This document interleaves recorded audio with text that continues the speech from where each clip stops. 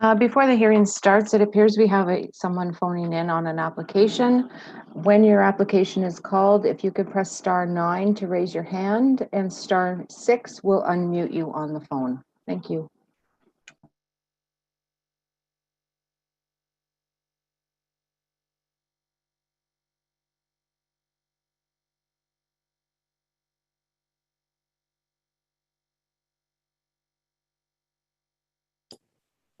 Sorry about that. We had a few technical issues. Everybody ready to proceed?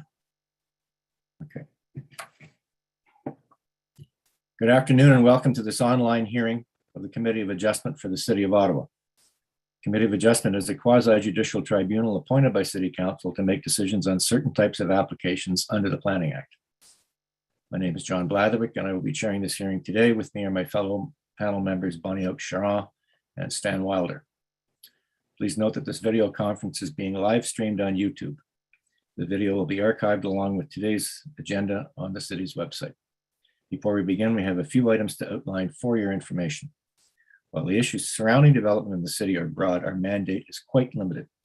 The committee cannot consider aspects of the proposal that are not related to the required variances: noise pollution, property maintenance, property values, prosecution for illegal construction, personal comments regarding neighbors, agents, or applicants, or additional variances without proper public notice. If there is an identified need for an additional variance or variances, including an increase in the extent of the relief required, a recirculation of the application is required. As part of the statutory public notification requirements, each applicant was required to post a sign on the property and file a statutory declaration confirming the sign posting. And I see that we have not received any for today. So there will be a sworn oath for the sign posting given at the beginning of each item of the agenda. In terms of the hearing process, and regarding quorum, if this is lost during the hearing due to technical difficulties, the proceedings will be paused to allow time for the resolution of the issue. Failing the ability to reinstate quorum, hearing of the items remaining will resume at the outset of the next regularly scheduled meeting of the committee. In terms of the hearing process, listed on the agenda and appearing on the screen are the applications we will hear today. For the sake of efficiency, the committee may deal with agenda items in a different order. Note that the committee members have reviewed the application materials prior to this hearing and any written submissions received in support or in opposition. In addition, the committee will hear today oral submissions from any interested parties as part of our proceedings. The committee may ask for a brief presentation by the applicant, followed by questions from members where clarification may be needed. The public submissions portion of the hearing will then begin, and any interested parties will be invited to make their submissions to the committee. Panel members may then ask follow-up questions where added clarification may be required. When you are called upon to provide your comments, we will ask you to do the following. Start with stating your name and municipal address for the record. We may ask you to spell your name. Then begin your submission by addressing your comments to the panel members. You may ask questions, but please direct them only to the chair. Please limit your comments to a maximum of 5 minutes. Any exceptions will be at the committee's discretion. Once all interested parties have had an opportunity to address the panel, the public submissions portion of the hearing will then be closed. The committee will then make an oral decision to either grant or deny the application. The committee may also choose to reserve its decision. In such case, the panel will deliberate further on the evidence presented immediately following adjournment of the public hearing. In either case, the committee will send within 10 days of its decision, and to all parties and those who have requested it, a written decision that sets out the reasons for the decision. All decisions of the committee are subject to a 20-day appeal period, during which the decision can be appealed to the Ontario Land Tribunal for a fee. So, items of business before we begin. Are there any declarations of interest for any of us regarding this panel, panel 2 or panel 3 today? All right. We have no minutes to confirm. There are no adjournment requests today. We'll begin the application. Start with application number 1 on the agenda, 255 Hinchy Avenue. And I believe Mr. Gelkatsi is the agent for this application.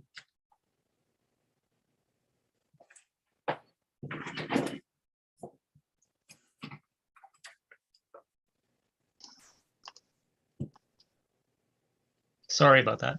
All right. My name's Chris This, Shelton. this application is to permit a front-facing garage and to permit a balcony projection into the rear yard. It is proposed to demolish the existing single-family home and construct a 3-story duplex dwelling in its place. But before we begin, Mr. Gelacazzi, I'd have to administer the oath. Do you solemnly swear or affirm that the notice provided to you as part of the application process and by the committee was posted at the property to which the application applies for the prescribed number of days before the hearing and clearly visible and legible during the entirety of that time?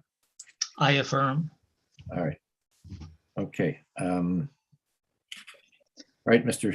Gelacazzi, you understand that the planning department has some concerns with this application? Yes, I do. Okay. And they had some concerns regarding an additional variance for a bay window. Has that been resolved? I've submitted some information as part of my presentation this morning to address that issue. We're quite comfortable that the windows as described in my presentation comply with the requirements under the zoning bylaw as a bay window. Okay. So in your opinion, then there is no requirement for another variance. Correct. Okay, and the city also, I think, was concerned regarding a city lilac tree and on the property, and understand that's also been resolved? Yes, that's been resolved. The lilac tree is remaining. We thought for a minute it was in the area of the driveway, but it's not at all, not close to it, so it'll stay. And there were revised plans filed? Yes, they were. Revised plans were filed on Tuesday or Friday, I believe, if I remember right. I did them on Friday. And Okay. Well, if you'd like to proceed with your presentation, please. Thank you. So just slide one. Yeah. So this is the area that the property is in. You'll see in the center the subject property 255 Hinchy and the surrounding property. So this is a take shot from the streetscape analysis.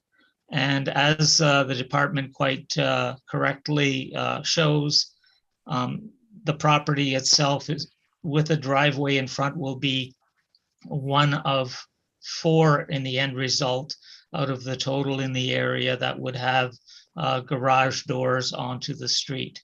Next slide, please. What you see here is similar to the shot that you saw earlier on. The brown areas are all the areas that are currently asphalted, and the black squares are garages that are in the rear yards.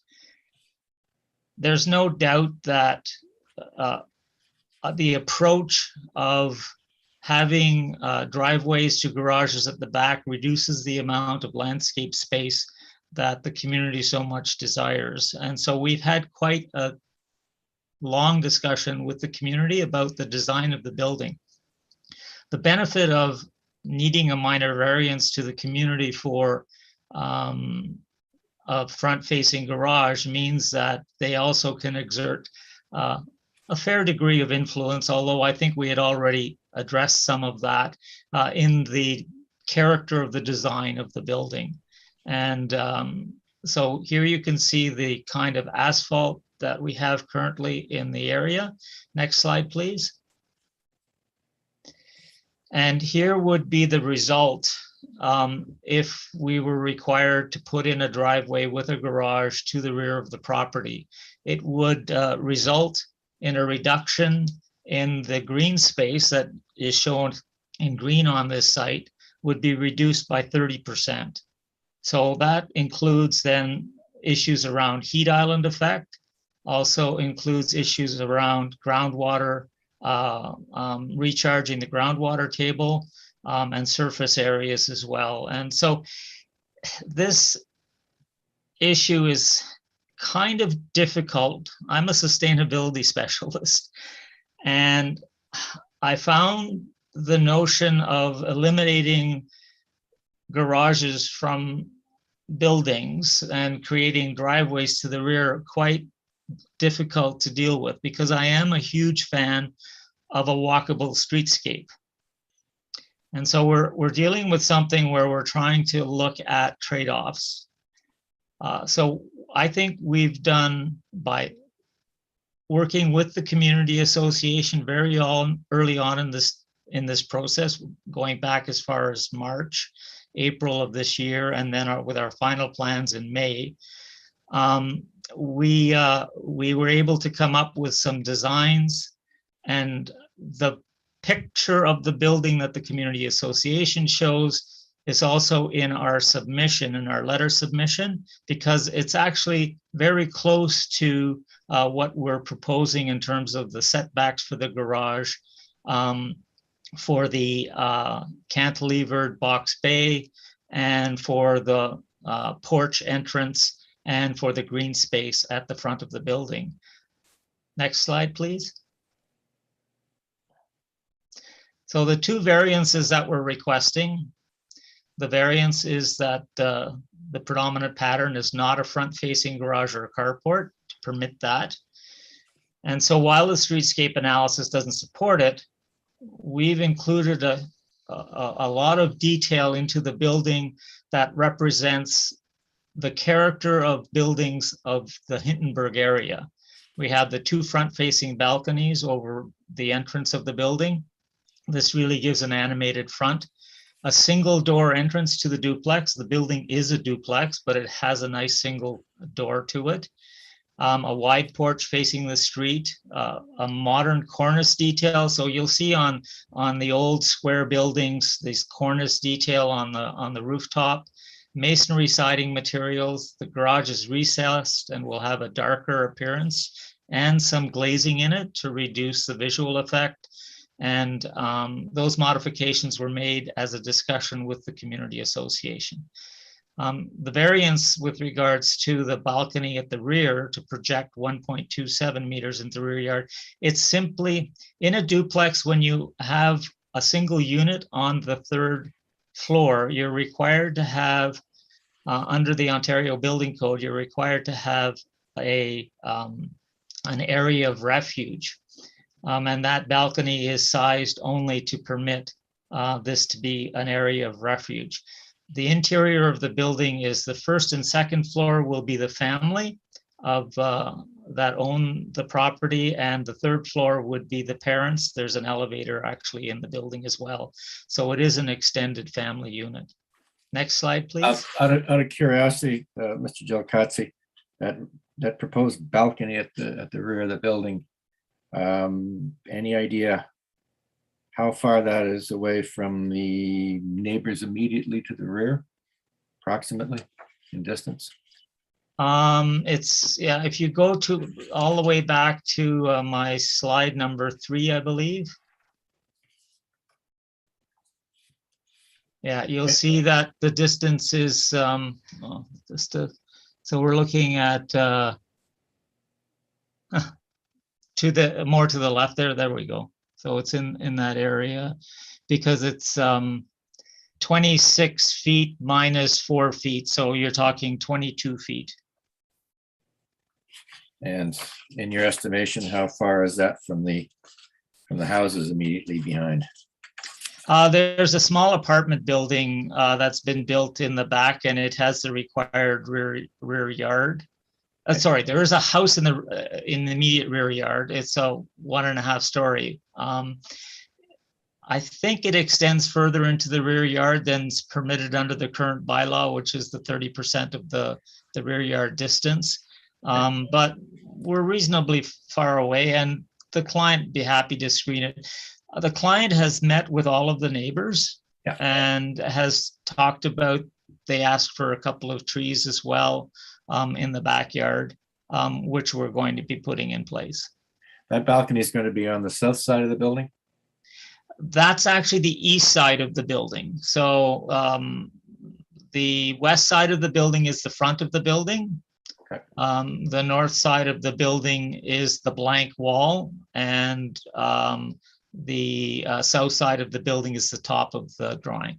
The south side of the building is there, close to where that balcony is going. You want to put that balcony? Yes, it's on that southeast corner of the building.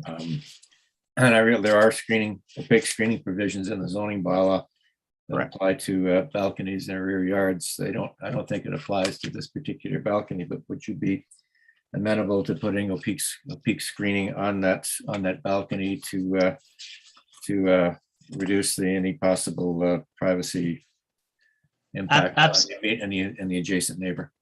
Absolutely. So my client has already offered and spoken with, because the neighbors came to the Zoom meeting that we had.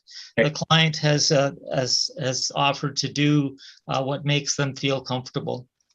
So there's already an agreement of sorts if this is approved. Yes. We don't have to impose a condition.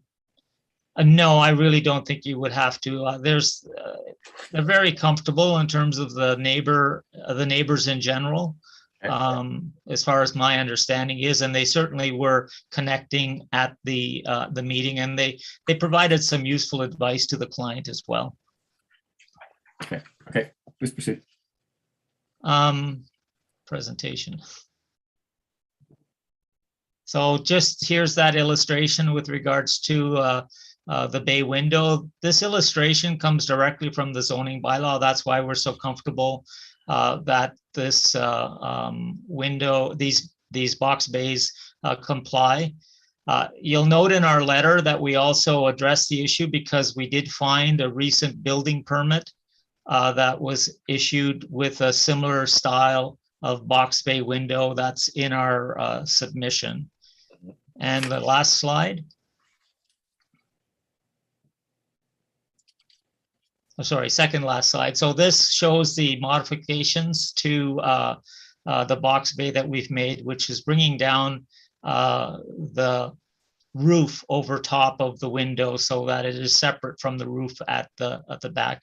And it should be said that the planner, Mr. Hamilton, did indicate he liked the articulation on the property. He just was concerned that it might require a minor variance. Next slide, please. So on the last slide, the 4 tests. The debate about providing for variances and considering the minor, part of the benefit that comes from creating a minor variance in this case is that there are a number of pluses that have come from the process, and that's the discussion in the design with the community association and the design that the client wanted to achieve earlier on, even at the beginning of the process. So from that perspective, the two variances are minor. They're desirable because the design of the building, it's not a low-rise apartment building, it's a duplex, it's a family unit. It introduces a modern take on existing community building characteristics and increases the amount of green space protected when compared to a lane to the rear of the building. It meets with the intent of the bylaw, incorporating design features, again, characteristic of the neighborhood, and has a positive aspect to the proposal that offsets the variance in this case. General intent of the official plan is maintained, permit gentle intensification of land that's compatible with the urban fabric. All right, thank you, Ms. Ojelkatsi. I believe Ms. Hode from the Hittenberg Community Association wishes to speak to us as well.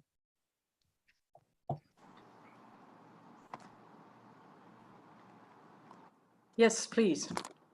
And I take it the Community Association is still opposed to this application for certain reasons? That's correct. We are still opposed. We did meet, and as Mr. Yelkowski has explained, we had some changes were made at the suggestion of the Community Association.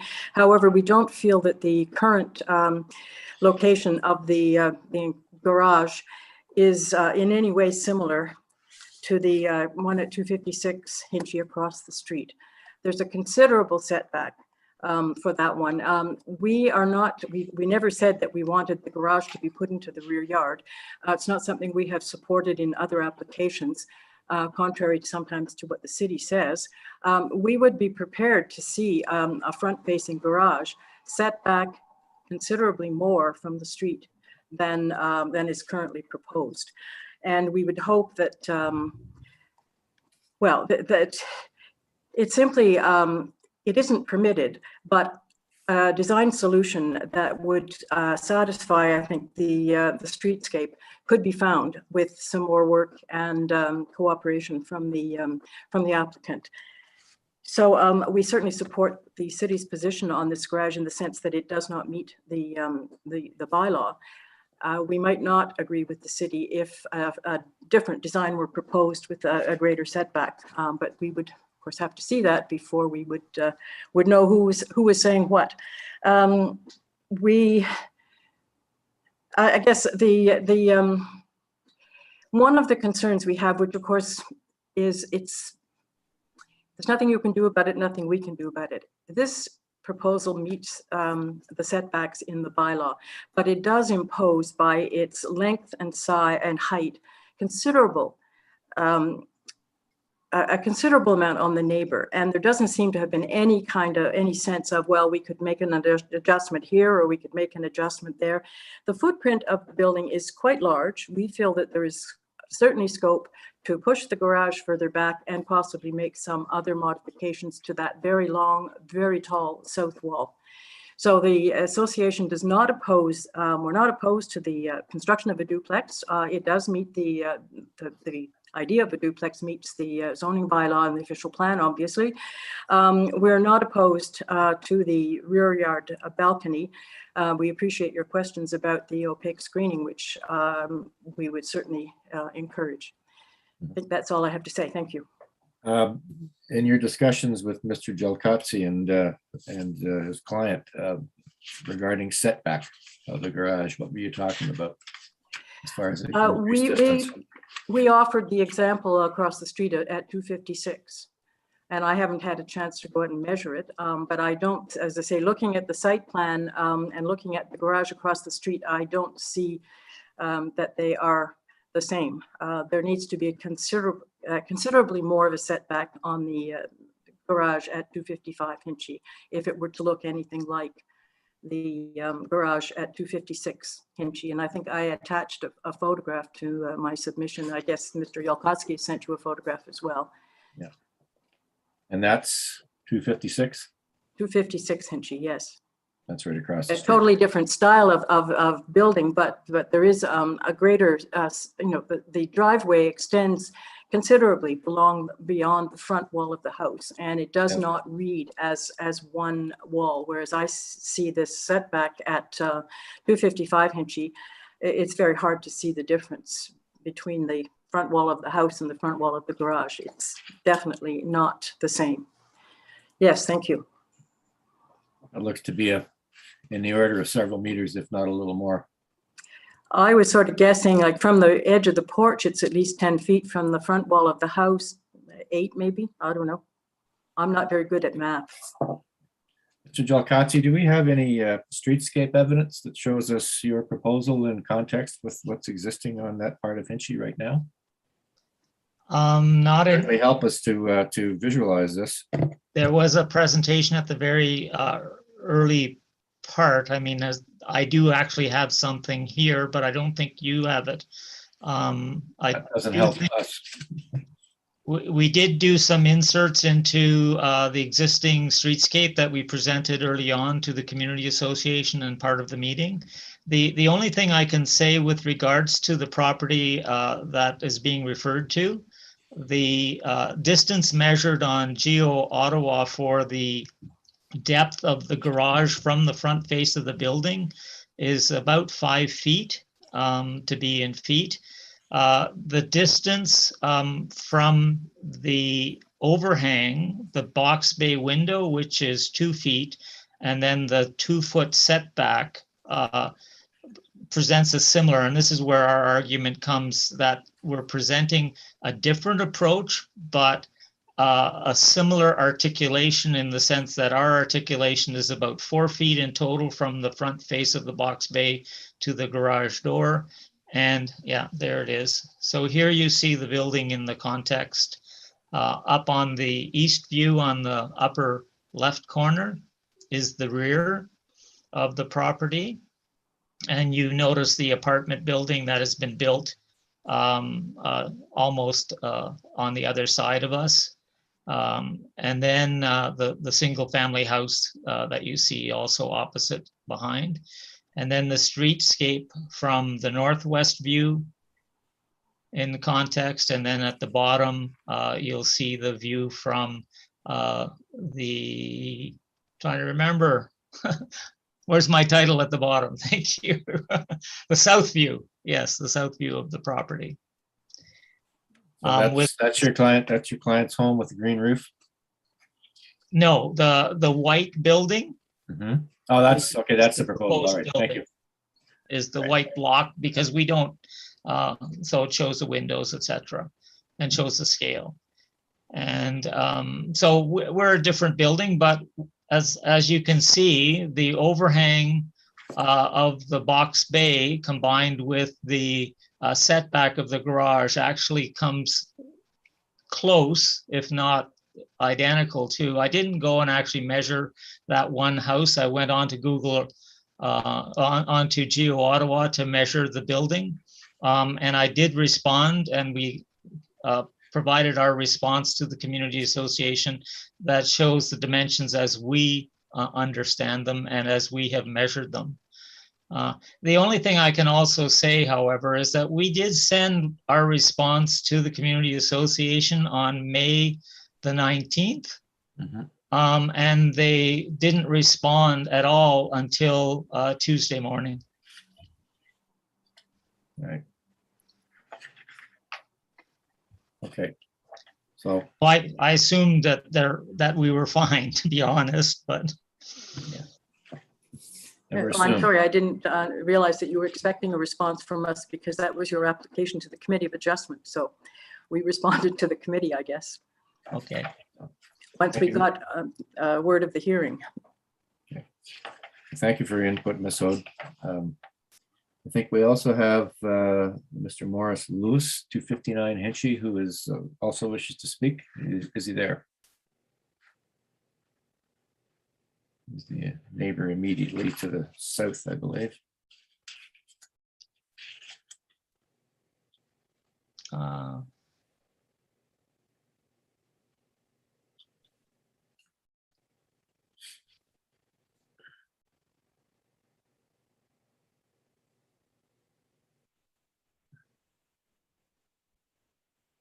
Mr. Lewis, can you hear me? I can't hear him.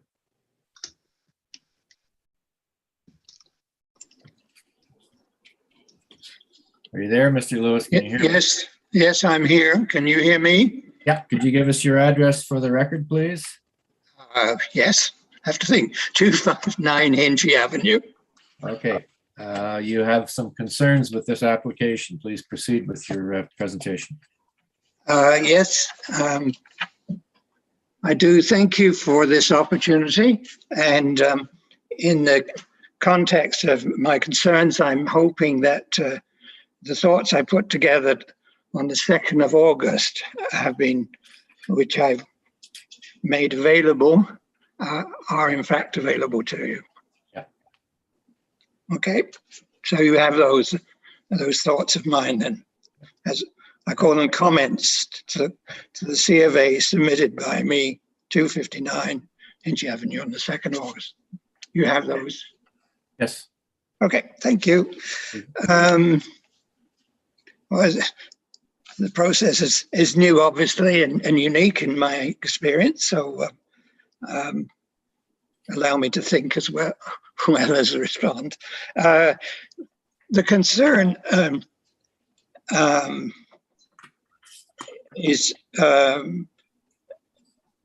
well, dealing with the first request for a variance, the garage. It's quite unrealistic to suggest that, as has been indicated, that we or I was seeking more pavement and placing a garage at the rear of the property. That is not at all what was intended by myself and me through the HCA. So that's a bit misleading. The other concern then, or the other side of that, is that this is a matter about what setback is being suggested and what would be satisfactory to the community. No one seems to have done any particular measurements, and maybe that's not a reason for delaying an explanation or an approval or rejection of the applicant's request. But I think that is of concern. We don't really know. It seems just that given the massive size of the building, that the whole building is sort of sitting on the city pavement line. And that's obviously not the case, but I guess what that means is there's some clarification. Then the changes to windows, which I was unaware of,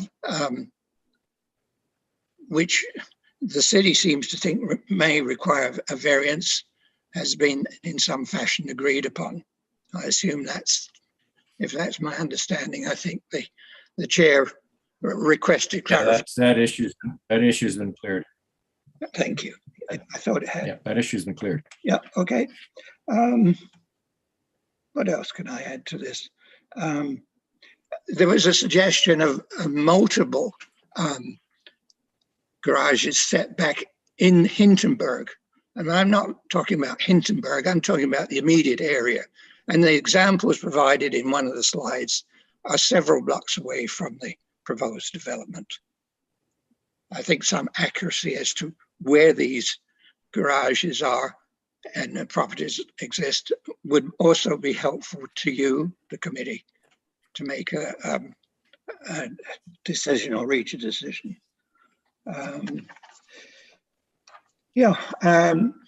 My concern about the back, the extension, you quite rightly point out that it's the extension of the balcony is cheek by jowl to the neighbors. Whether you put a screen up or not, it's still going to be there if you approve. But also my concern is that given the considerable size of I think I described it as the south wall, any further additional human construction is going to have an impact on the amount of light available to my much cherished garden. So that really is a concern, and I've not heard of any evidence in terms of whether or not this proposed structure is going to impact on the availability of light in the areas to the north and south of the building. I think beyond that, it's time to say that I appreciate the opportunity, and I hope you take my concerns into consideration reaching your decision. Right. Thank you. Thank you, Mr. Lewis. Okay. I believe the planning department also had some concerns regarding this application. Mr. Hamilton, who was, yeah. Yes, thank you, Mr. Chair. We have no concerns with variance B, I believe it is, for the balcony projection. Our concerns more so relate to variance A, not so much the design of the garage that is proposed, but the inclusion of an element where it's not permitted. The official plan and zoning bylaw policies allow infill development such as this so long as it conforms to the existing streetscape. The streetscape character analysis in particular is a tool to preserve certain elements along the street and within the neighborhood. And including a garage on this development would undermine those policies. Additional to that, including this element on the property would create a precedence for future streetscape character analysis submitted and work to changing the streetscape ultimately for future infill development as well. But you have 256 directly across the street, which has a front-facing garage, which is set back. Yes, correct. Right. That 256 is approximate. The garage, I believe, is about 6 meters from the front lot line and 4 meters from the front wall of the house or the porch. It's not for. So in other words, there's adequate space for one vehicle in the driveway. Yes, those are not exact measurements. Those are rough estimates. And would the department support a change in design which increased the setback of the garage on this proposed structure? Or is the department going to just oppose any front-facing garage, period? It would help to alleviate concerns, but our concern is more so with varying from the streetscape character analysis and including a garage. Okay. Okay. Mr. Gelkatzi, you've heard from Ms. Hode, you've heard from Mr. Lewis. Comments, response? So I'll start off with the neighbor's response with the neighbor, Maurice Lewis. The property would shadow his backyard in summertime because of the long shadow and the setting sun from the west. His property is actually to the south of our neighbor's property. The neighbor has chosen to create the wider side yard on the south side and the narrower permitted side yard on the north side. So there is a small benefit from that perspective to allow light that will go through to his backyard. But to a large extent, most of the shadowing that will take place takes place currently with a home at the angles that you would be with a setting west sun.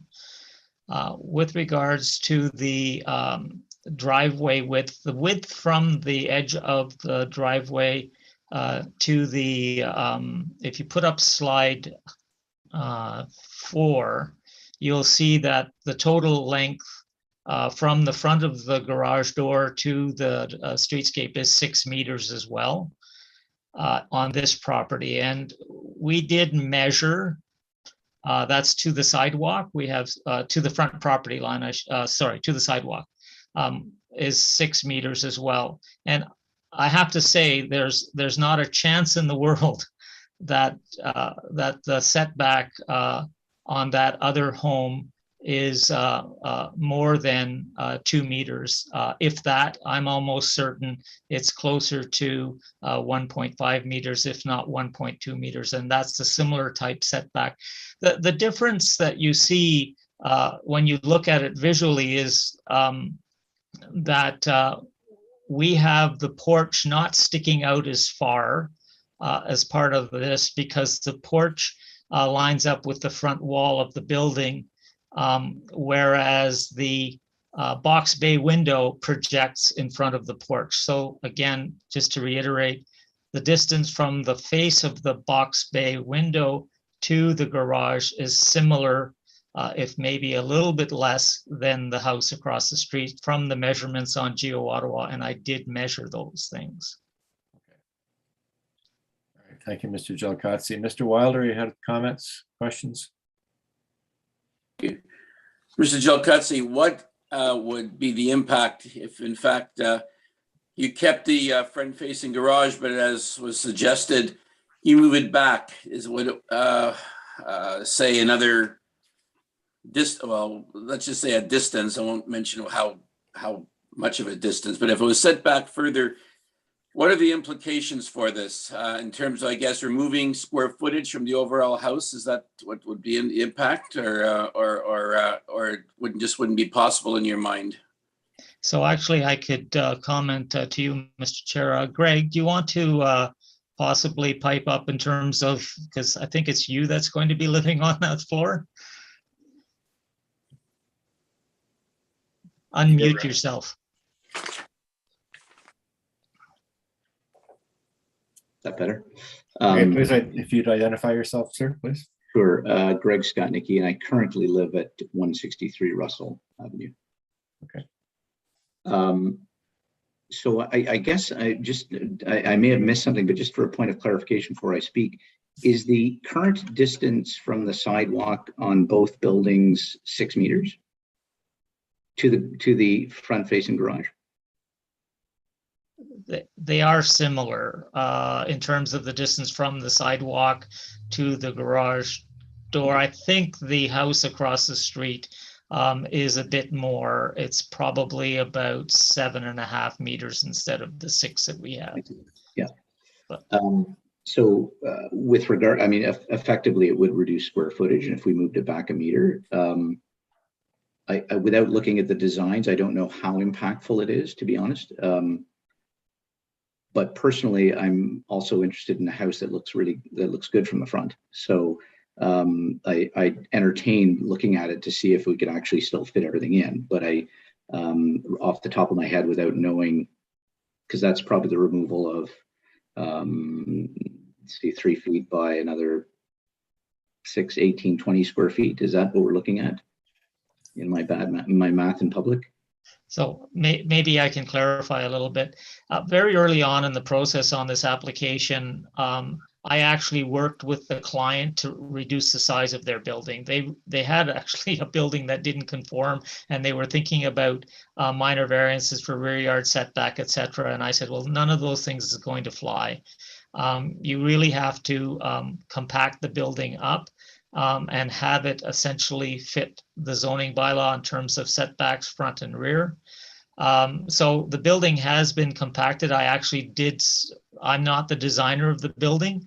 Another firm did the design of the building, but I actually had quite a lot of back and forth with the designer and with Greg on the design, and that's how we were able to achieve some of the aspects that bring the building more into conformity for the streetscape that's there. Asking the client to move the garage further back, not only does it create a bit of a issue in terms of space, but it also creates a much larger cantilever. So right now we have a cantilever to the box bay that's about 4 feet. That's not a problematic cantilever, but a cantilever of 6 feet becomes quite problematic in terms of building it, and would then all of a sudden require a post. And I don't think that the post really would add in that location to the architecture of that building. So that's why I feel the client has really achieved a look and a feel. It's a modern look and feel. It's not that much dissimilar from the property across the street. The distance from the sidewalk to the garage door exceeds the 5.6 meters that's required for a vehicle. So I think it's a really good approach, and I think the community association also has been very helpful in supporting the design changes that we've made. Unfortunately, Mr. Gelcuzzi, do you have a full frontal a visual, a rendering of this? I mean, visually here, it's very difficult from a conceptual line drawing to visualize. In this instance, it would have been very useful to have, if you have a full frontal rendering of what this building is going to look like. Because to me, it's quite massive. Like I see a very, very high wall. I realize you compacted it, so you've got a very large sidewall. I just would like to get a visual. I think it would be important this time to have done a rendering so we could actually see the look from the street rather than just a box. Would you have a rendering? Well, the renderings you saw show the building in its actual environment from 3 different views. So you can see the character of the massing of the building. It has 4 different elements to it in terms of the porch, which creates the first front plane on the building. If you zoom in on the one on the upper left, right corner. So this is much taller than the adjacent building, certainly. I mean, I realize there's one at the rear that's being constructed. It's also, I guess, There's no variance for height, Mr. Wilder. No, I realize there isn't. But I'm just looking now to see, can we somehow zoom in on what the front facade is going to look like somehow? Is there a way we can I guess this is what I really want to see here in terms of the garage, the setback. I think this is what This we're all view, concerned yeah. about, is the front facade, and I'm just not getting a. So here you can see the two porches, the two decks, the setback of the front garage from the front entrance area. Of course, there's an existing lilac tree which is going to be retained, which will actually be in front of the porch of the home. So you have a total of 4 faces on this building that provide the animation. You have the front face of the porch and the decks above. Then you have the box bay window. Then you have the front of the building, which is classified as the front and the front door. And then you have the setback for the garage entrance. And you're saying that if you set it back further, you might require then a post for support?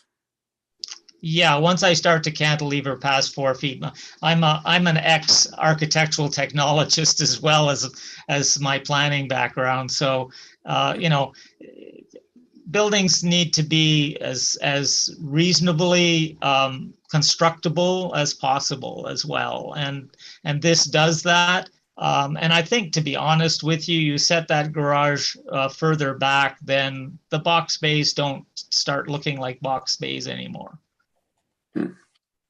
All right, thank you very. Thank you, Mr. Wilder. Ms. Oakes, your own questions, comments? Thank you, Mr. Chair. Like the planning department, I have some concerns about this proposal, in particular with the garage in the front undermining the current streetscape. So my question is for the agent, and he mentioned that if he put in a laneway with a garage in the back, that would necessarily reduce the green space available.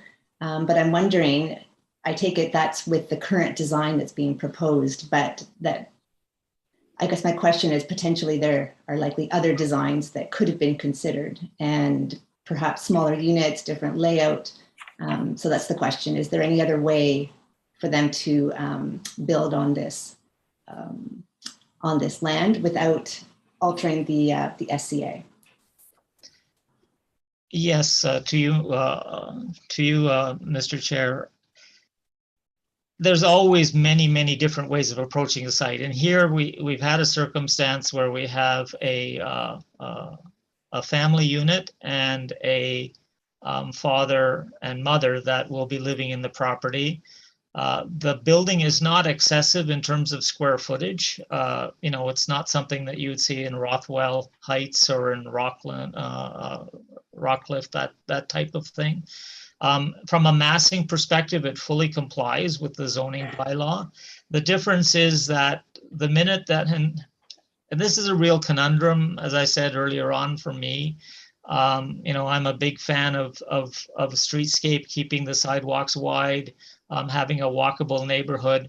I think what we've done here, so we exceed the green space in the front yard under the bylaw by almost double from what's required in terms of the front walk and the front entrance, the retention of the lilac tree, the location of the driveway. What it would mean is a significant reduction in the ground floor footprint of the building. It would mean the kind of cantilever over the top that we do see on some of these properties that I think the community associations and the local community really are not keen on. It's creating those sort of crazy T-shaped carport type arrangements that we see sort of to comply with the bylaw. This is much cleaner, neater.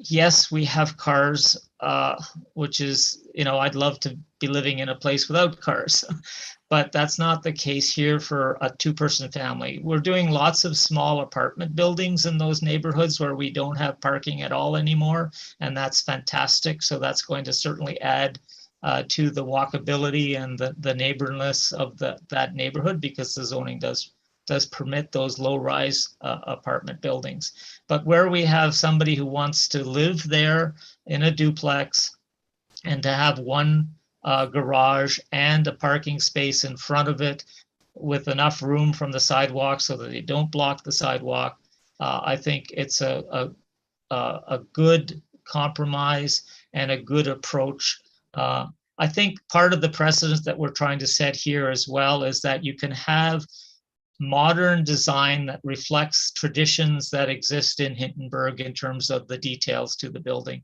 Those have all been incorporated into the building. Thank you, Mr. Gilcotzi. Any other questions, comments from the members of the panel? I think given the evidence presented and the comments from the neighbors and the community association, we're going to reserve on this application. And we will release our decision in 10 days. Thank you very much. Thank you very much, Mr. Chair and committee. Thank you. Next application we'll deal with today is item number 2 on the agenda, 346 Island Park Drive.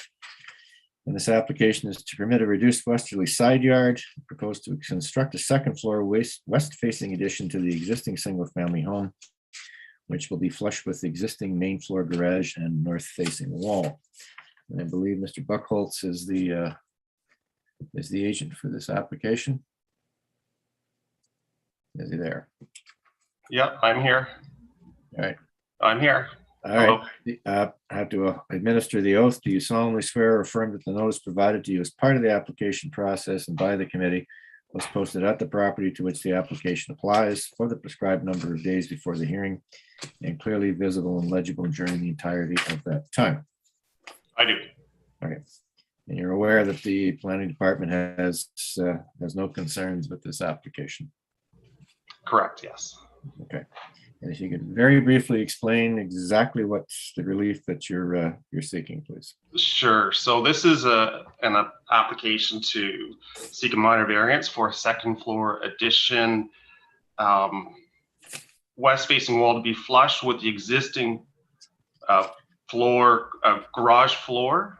Okay, so currently if you look at the site plan, you could see in the documents there that wall, we'll call it the north wall, it's only 0.89 meters from the side lot line.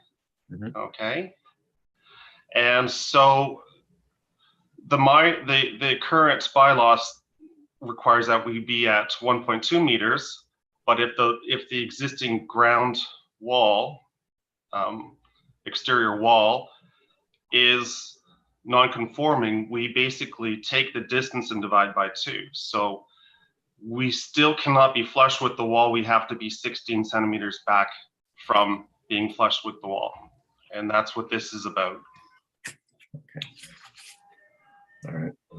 And there, I take it there have been no concerns expressed by the neighbors? There is a lot of positive feedback. Even in the letters, they actually encourage us to be flush with the wall if we can do that. Okay. And aesthetically, really is what it's about. Looking at the house from the street, the house is set 10 meters back, and it only looks right that the wall is flush looking at the house. If there's a little step in, it doesn't look right. And this goes with every single house on that street that has two stories has a flush wall, and this would be out of place. The other concern is a little ledge from second floor to first floor. Mm-hmm. That's an area where debris can accumulate, snow. It's structurally, it's better to have a flush wall than have a little indent. I agree with you. Any questions or comments from the other members? And there are no trees in the area. The nearest tree, the edge of the tree is 7 meters away. When I lived on that block of Island Park Drive, there were a lot more trees than there are now, but they were all elms. Long gone. Yep. And so this is a very minor application. Yeah. Yeah. All right. Thank you very much for your presentation. As I noted, the planning department is in support of the application. There's no concerns or objections from the neighbors. This seems very minor to me. Are we prepared to vote on this application? All in favor of the application as proposed? Good luck with your project. Your application is approved. Thank you. Good day.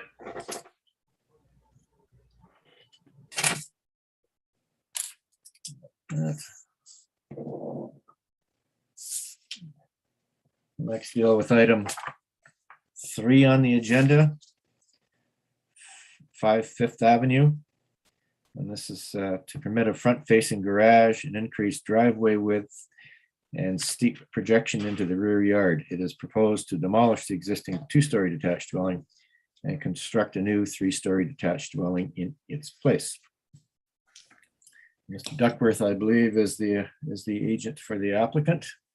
Yes, Mr. Chair. Todd Duckworth from Hoban Architecture. Okay, and we'll administer the oath and then begin. Do you solemnly swear or affirm that the notice provided to you as part of the application process and by the committee was posted at the property to which the application applies for the prescribed number of days before the hearing and clearly visible and legible during the entirety of that time? I do swear. All right, Mr. Duckworth, if you'd like to make a presentation. You're aware of the planning department's concerns with the application? Yes, I am, Mr. Chair. If you'd like to, I'd like to deal with those during your presentation, please. Certainly. Please proceed. Okay, I'll start with a brief overview of the context of the site. So this is an aerial map. We can see 5 Fifth Ave is located just west of Queen Elizabeth Drive, immediately next door to a 4-story condo building. If we could advance one slide, please. This is an overlay of some key contextual factors on the property. So there are 4 properties in the immediate vicinity of 5 Fifth, which are fairly unique to this neighborhood, not typical low-rise residential. So on property number 1 across the street is a institutional property, which includes a large fire hall building. There's also I believe, a daycare building on the property. Property number 2, immediately adjacent, is a large surface parking lot, which services the restaurant across the street on Queen Elizabeth. Property number 3, as I mentioned, is a condo building, 4-story condo building. And property number 4, across the street on 4th Ave, is a mid-rise apartment building as well, with surface parking as well as a ramp to a basement garage. So those form a key factor in the immediate vicinity of the property, which aren't captured on the required streetscape character analysis. In addition to that, the properties highlighted in red are properties in the immediate area which have front-facing garages. So as you noted, one of the key variances proposed is that the new dwelling would be permitted to have a front-facing garage. And while not forming the majority of the streetscape character analysis itself, we found from our analysis that this type of property with front-facing garage is quite prevalent in the broader area and forming a part of the character of the broader neighborhood, in addition to the larger properties that I mentioned. If we could advance the slide. So these are the 4 properties I mentioned at the beginning. Directly across the street, as I mentioned, there's a fire hall, which has the 3 large bays for fire trucks. There's a surface parking lot for the restaurant immediately across the street, as well as the institutional building. The property on the bottom left, that's the 4-story condo building that fronts on Queen Elizabeth as well as 5th Ave and 4th Ave. And then on the bottom right is the apartment building across the street on 4th Ave with both surface parking and access to a basement garage. Next slide, please. These are just visuals for the highlighted red properties in the immediate vicinity. On the top left is the subject property, 5 Fifth. And then all of the other properties on this page and the next are the highlighted properties that illustrate front-facing garages. So just around the corner from our property, the image on the bottom right is a row of 4 townhouses, each with front-facing garages and prominent driveways. There are townhouses, semi-detached houses, single detached houses, all of which having front-facing garages in these samples. Next slide. These are more examples on 4th Ave, so one street over. Again, semis and singles with prominent front-facing garages. Next slide, please. In addition to the broader context, a key consideration as we analyze the proposal is the property itself, the subject property of 5 Fifth Ave. So as you can see, there's a shared laneway currently that is shared between 5 Fifth and 7 Fifth Ave. And each house has their own detached garage in the rear yard.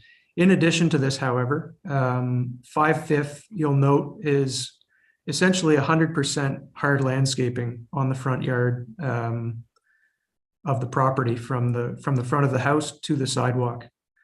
And it's in the portion immediately to the right of the driveway is actually utilized as a front yard parking space. If we could go to the next slide.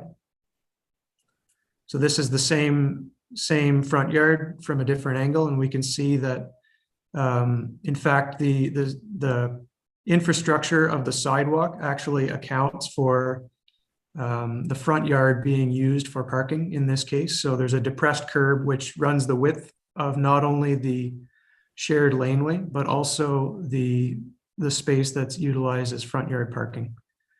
And then the balance of the front yard, as I pointed out, there are small planters, but from a bylaw perspective, it's a 100% hard landscaped front yard, which includes the front yard parking. Next slide, please. So the proposed design for a new house that will replace the existing house on the property, we would contend it moves towards compliance with the zoning bylaw. It proposes to replace the front yard parking space with access to a front-facing garage. The existing depressed curb that currently services the front-facing garage, or currently services the front yard parking space, will continue to be utilized to provide access to that front-facing garage. And the balance of the front yard will be integrated with soft landscaping, which is currently not present on the property, but the proposed design would incorporate 25% soft landscaping on the property, whereas the bylaw requires, I believe, 20% in this case. The shared laneway, as it services both 5 Fifth Avenue and 7 Fifth Avenue, will remain, but it will only service as parking access for the neighbor at 7 Fifth Ave. You'll note that there are a few letters on file that have been received by the committee in support of this application. One of those letters comes from the neighbor at 7 Fifth Ave who reviewed the proposal with the owner of 5 Fifth, understands the proposal, and they're in support of the proposed configuration. We have 5 letters of support from nearby neighbors. Right. The other benefit to this configuration, as I mentioned, moving towards either towards compliance with the bylaw or towards what would be considered beneficial, is the existing rear yard garage will be removed and make way for additional amenity space in the rear yard. Next slide, please. There's a series of conceptual renderings that illustrate the proposed design. So we can see the front-facing garage. I'll note that it's set back from the principal entrance of the house by 0.6 meters, which meets the bylaw provision for what would be required of a garage if it were permitted in this case. The garage is required to be set back at least 0.6 of a meter from the principal building face, and in this case it is set back by that amount. From a design standpoint, rather than introducing a blank garage door, we are proposing a glass garage door that would be in keeping with the glazing pattern elsewhere on the home. So from a visual standpoint, it would soften the impact of a garage door in this instance. We can see the benefit of the introduction of green space in front of the garage door. There's a small landing off of the driveway that would provide access to the front door. And otherwise, what is currently the front yard parking space would become access to parking, and so wouldn't be consumed by a car. Very briefly, Mr. Duckworth, the 4 tests. So what with respect to the whether the variances are minor, I would suggest they're minor in that they are the configuration proposed is well represented in the neighborhood. And in addition, the neighborhood has a very eclectic character with the presence of the larger density residential buildings, as well as the non-residential buildings in the immediate vicinity across the street. From a desirability perspective, I believe it is desirable. As I mentioned, again, it's moving towards compliance with the bylaw. It's introducing front yard soft landscaping where none currently exists, and it's removing a front yard parking space with access to a garage. In addition, the desirability of removing the rear yard garage allows for additional amenity space in the rear yard. With respect to the intent of the zoning bylaw, it is compatible in use and scale and in configuration to other properties in the neighborhood, again, accounting for the eclectic nature of the neighborhood and the larger form directly next door. But I believe as a single family home that meets setback requirements, height requirements, it's compatible and meets the intent of the zoning bylaw. And with respect to the official plan, it's facilitating development of the site in a manner that's compatible with the urban fabric of the neighborhood. Okay. Thank you, Mr. Duckworth. And I understand that the planning department has some concerns with this application. Is Pecula there by any chance? Yes, Mr. Would you like to articulate the department's concerns with this application, please? Yes, so the planning staff has concerns with the proposal to vary the dominant pattern confirmed by the streetscape character. Based on the applicant's statement that the proposal is moving towards compliance with the zoning bylaw by eliminating the front yard parking for the property. So the front yard parking is prohibited by the zoning bylaw, and no evidence that the front yard parking was created legally has been presented. And on the contrary, the aerial images from different years presenting 1965 and after shows the soft landscaping in this area. And also the variance for the driveway, requested single driveway, accommodates the design oriented around a front-facing attached garage, which is not a dominant pattern according to streetscape character analysis. And the cumulative driveway in this case will be 4.12 meters, which exceeds the requirement of the zoning bylaw. And the variance C for the open stairway projection, the planning staff has no concerns with it. All right, thank you, Mr. Pecula. Any response to that, Mr. Duckworth? Yes, Mr. Chair. So with respect to the status of the front yard parking space, planning staff's comment that dating back to 1965, there appears to have been soft landscaping on the property. I concur with that from the historic photographs. What I will note is the existing owner of the property has owned the property for a little over 10 years. And when they purchased the property, it was in the configuration that it currently is, which is 100% hard landscaping with a depressed curb providing access to the front yard parking space. Dating as far back as 2007, which is as far back as Google Street View documents, we can also confirm that the front yard was 100% hardscape at that time, which exceeds the period of time that the current owner has had the property.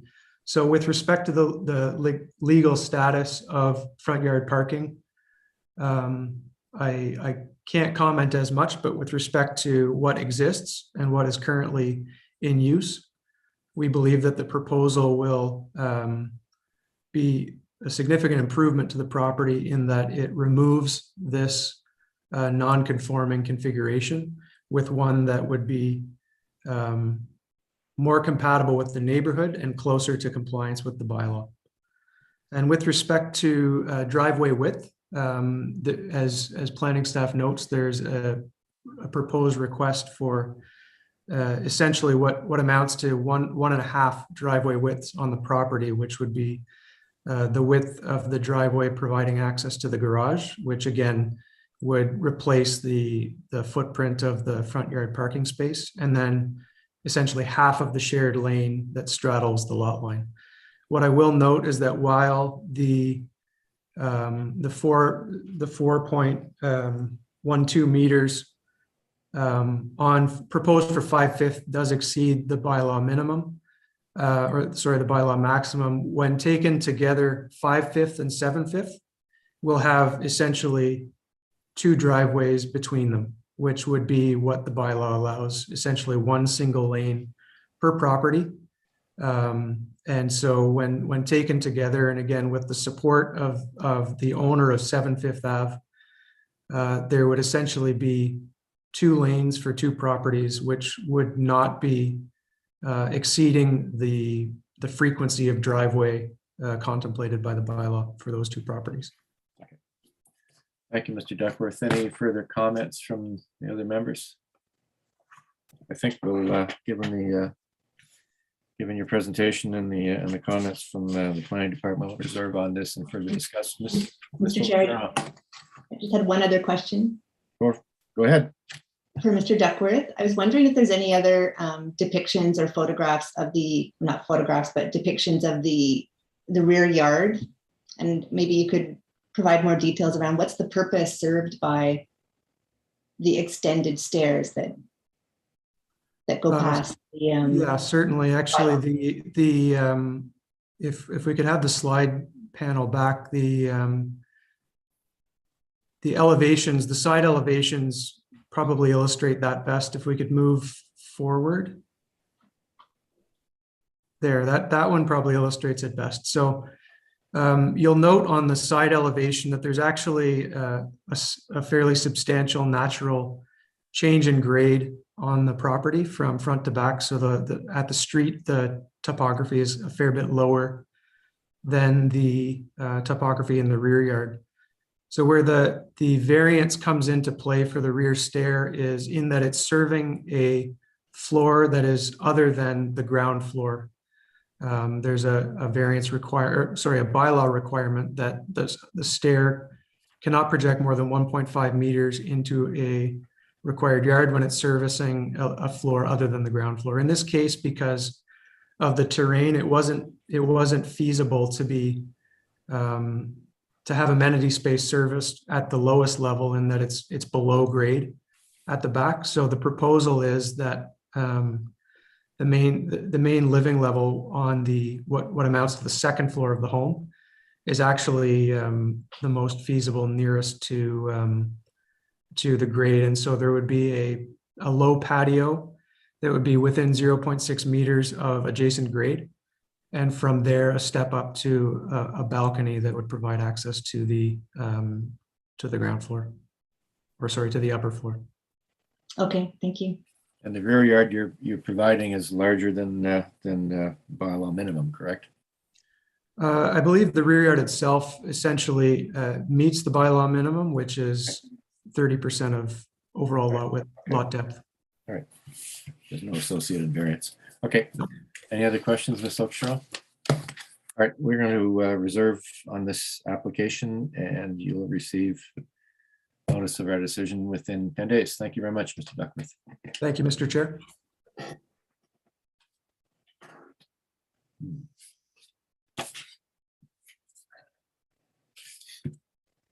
Next application we'll deal with on the agenda is items 4 and 5. Consents and variances, 255 Glen Avenue. And the summary is to subdivide the property into 2 separate parcels of land in order to create 2 new lots for two new story detached single family dwellings, and reduce lot areas for the construction of 2 new 2-story detached single family dwellings. Is the agent there? I am. Could you identify yourself and your address, please, sir? My name is Hugo Latreille. I'm at 651 Malartic Avenue. Okay. Mr. Latreille, before we begin, we have to undertake the oath. Do you solemnly swear or affirm that the notice provided to you as part of the application process and by the committee was posted at the property to which the application applies for the prescribed number of days before the hearing and clearly visible and legible during the entirety of that time? I do. Okay. And before you begin your presentation, we have a question regarding Hydro Ottawa. There were safety offset clearances that needed to be satisfied. Have they been satisfied with Hydro Ottawa? Yes, I believe they do. I mean, based on the survey at 5 meters, we're able to set back the house a little bit if needed. So even if we have a complying front yard setback based on this variance, we can modify just the corner of the house if needed, based on Hydro Ottawa's concerns. So those concerns still exist? Yes. Well, I don't think we can proceed with this application until such time as your client's issues with Hydro Ottawa have been fully resolved. We've had this on a number of occasions this year, and quite frankly, we're not prepared to guess how Hydro is going to respond. So we were really hoping to proceed with the application, and at the time of building code, if that does actually become an issue, we're able to modify the house ever so slightly. No, I'm sorry, but that's not the way we're going to proceed with this. This has to be dealt with in a proper manner, which means that your issues with Hydro Ottawa have to be resolved before we can hear the matter. Can you get this done within 2 weeks? Yes, I would think so. Madam Chair, or Madam Secretary Treasurer, do we have space on the August 18th hearing to hear this application? We do, Mr. Chairman. Okay, so let's adjourn this so that you and Hydro can work out your differences and you come to us with a final proposal that we can either accept or not. All right, that sounds good. Thank All you in very much. favor of an adjournment until the 18th of August for this application? All right, adjourn until the 18th of August. Thank you.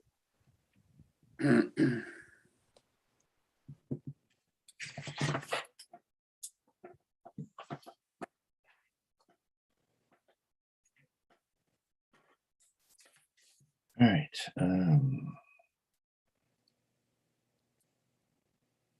Next application we'll deal with today is items 7 and 8 on the agenda. 484, 486 Roosevelt. And this is an application to a consent to subdivide the property into 2 separate parcels of land, proposed to demolish existing dwelling and to construct 2 2-story detached dwellings with attached garages with 1 dwelling on each newly created parcel. And then minor variances to permit front-facing garages, increased projections into the front yard, reduced interior side yard setbacks, and to permit a part of the building rear wall to be located further than is allowed from the lot line. This is coming back to us after an adjournment. Mr. Duckworth, you are the agent of record again. Yes, Mr. Chair. I should have dealt with you next. That's okay. Oh, well, so I'm gonna have to go through the solemn oath or declaration one more time. Do you solemnly swear or affirm that the notice provided to you as part of the application process and by the committee was posted at the property to which the application applies for the prescribed number of days before the hearing and clearly visible and legible during the entirety of that time? I do swear. Okay, and we note that there have been changes to the design of the front porch, and I think if you remember, there were committee members had some serious concerns about the front porch design. That's correct, Mr. Chair. And staff, from what I understand, still oppose the application. And therefore, I'd ask you to deal with their concerns in your presentation. So please proceed. Certainly, Mr. Chair. So we have the updated presentation package, which, okay, so should I address everything in sequence as before, or do you want me to focus just briefly? on this? Just briefly. Okay, next slide, please. Oh, please advance a couple more. I'm looking for the aerial image with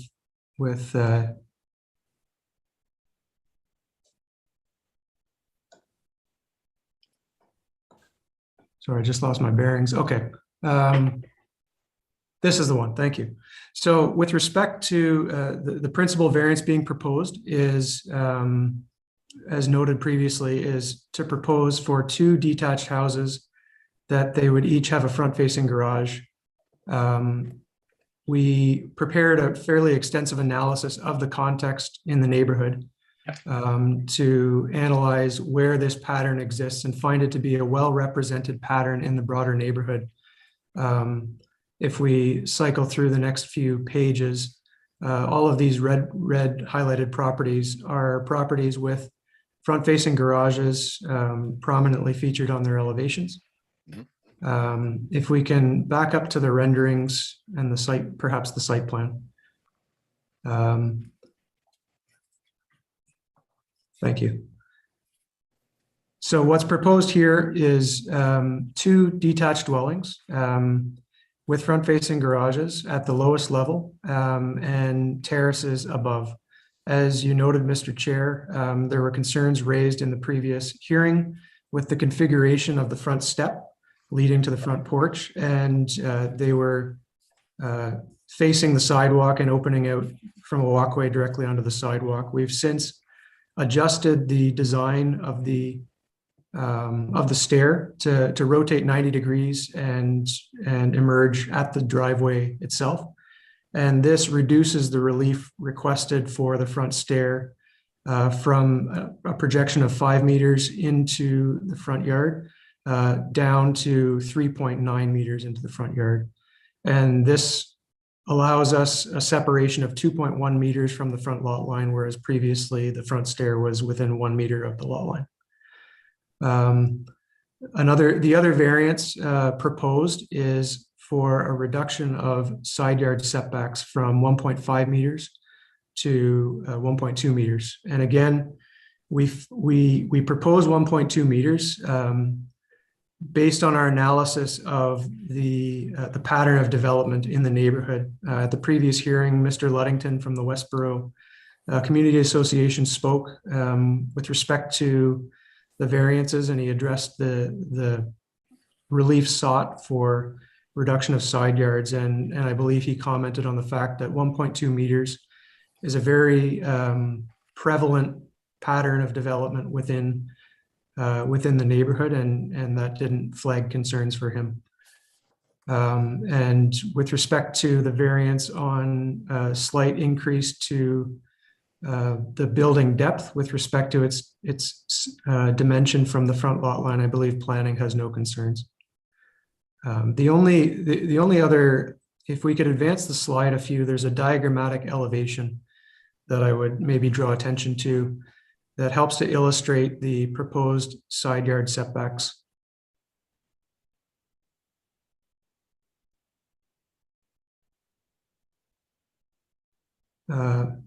If we could advance a little bit further past the contextual photographs. This one right here. Thank you. Oh, that's the one.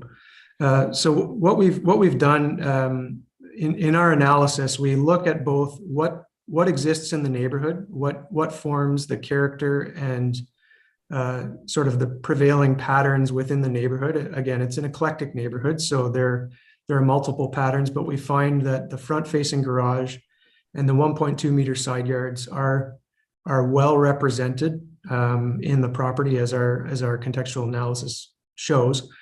The other thing we look at with respect to whether we feel a proposal is appropriate is what does the bylaw permit? What would we be permitted to do without any variances? And this elevation illustrates faintly. You can see the proposed elevations in the background of the proposed houses, and the overlay illustrates what the bylaw would in fact permit, either in the form of a semi-detached dwelling or a 3-door row, which is a newly permitted use in this zone.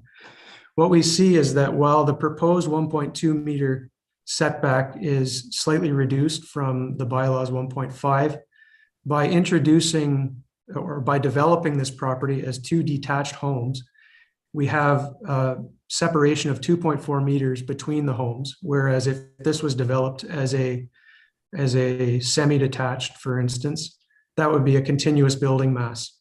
And ultimately, there would be a much wider presence on the property than what is proposed. I believe that with respect to the bylaw's intent, the bylaw's intent is not to increase the mass of what is built on the property. And through consultation with the community association and the various letters we've received from neighbors, the message we've received is that green space is valuable, and the pattern of detached dwellings is seen as very representative of the neighborhood and generally a desirable configuration. We feel that in terms of creating separation between buildings, it's preferable and more desirable than some of the other options that would be available without the need for variances. I can touch briefly on the 4 tests. Please do. So perhaps restating some of my previous points, we believe the variances proposed are minor in nature due to the fact that the pattern proposed is well represented among neighboring properties in the vicinity.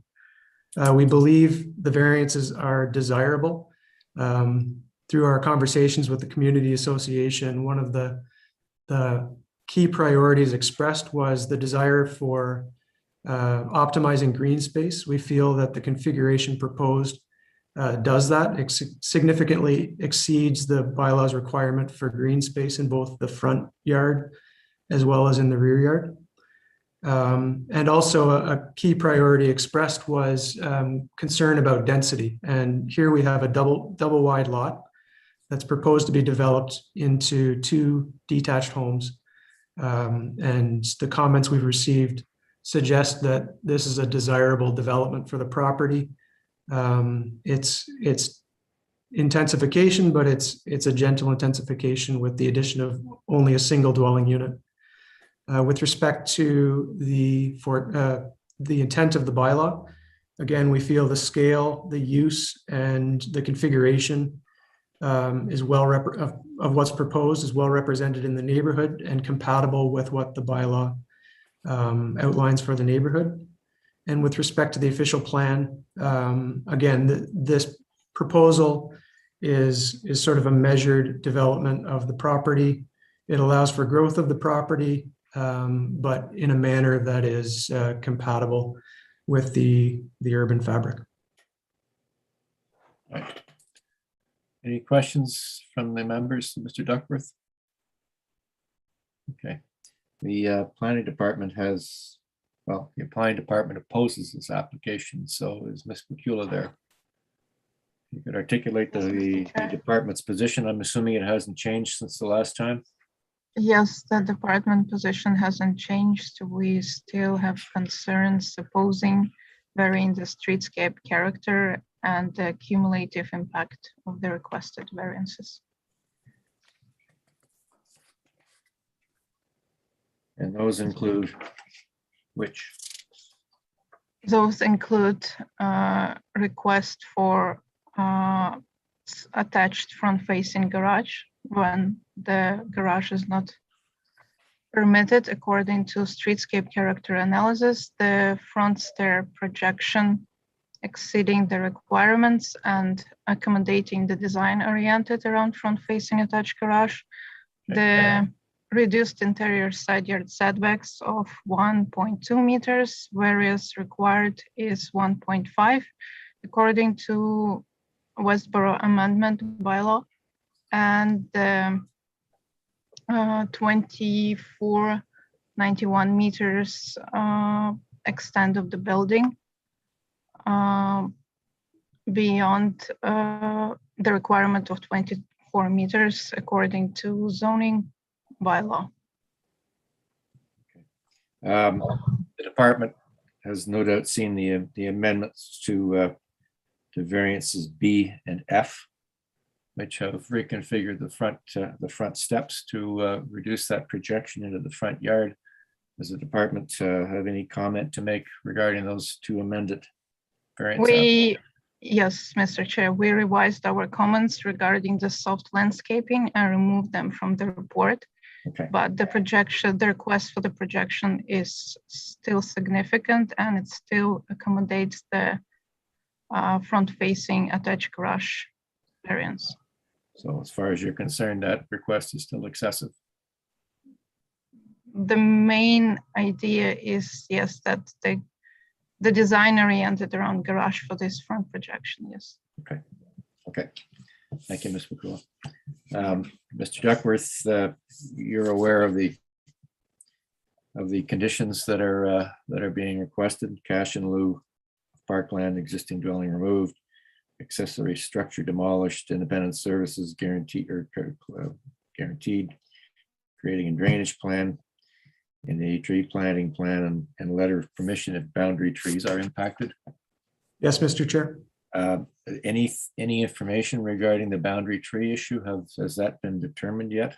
Yes, Mr. Chair. Mr. Chair, that was resolved. So Nancy Young from the Forestry Department identified that there were a couple of cedar trees in the rear yard that essentially the trunks straddle the lot line.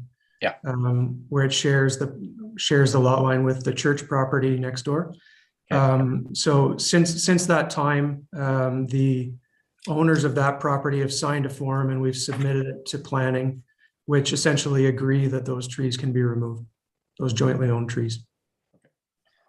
All right, to the satisfaction of forestry. Mr. Chair, Nancy Young is on vacation, but we had a discussion with her before the hearing, and she agrees with the permission letter from the neighbors. So that condition 6 then. It will be cleared, yes, if the application is approved. Okay. All right. Okay. Anything further, Mr. Duckworth? You know, the department still really hasn't changed their position on your application. No, all I can say in response to the department position is we began consulting with planning a few months ago with Ms. Wakula's predecessor, and the comment was made particularly with respect to front-facing garages. And at the time, the planner suggested that we engage with the community association to get a local perspective, because they had that position. And so we did that. We engaged with the Westboro Community Association, met with them on a couple of occasions to get the local perspective and to see what the priorities of the neighborhood was. And the feedback we got from them was quite positive with respect to the proposal. They didn't share the concerns expressed by the planning department, and the priorities they did express were the value of green space and maximizing green space in the neighborhood, the minimizing of density with respect to new development, so not looking for much higher density forms. And they also expressed a priority for contribution to the tree canopy. I believe I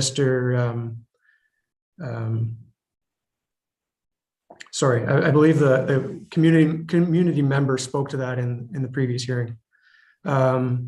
So these were the priorities expressed to us by the community, and we find that for the most part, the letters we've received from neighbors and the community bear out these priorities. And so we feel that the proposal as designed, is more aligned with the priorities of the neighborhood than what some of the alternative options available would be, that would meet the bylaw, but not necessarily be as compatible or as desirable for the neighborhood itself from what we've heard from the neighbors.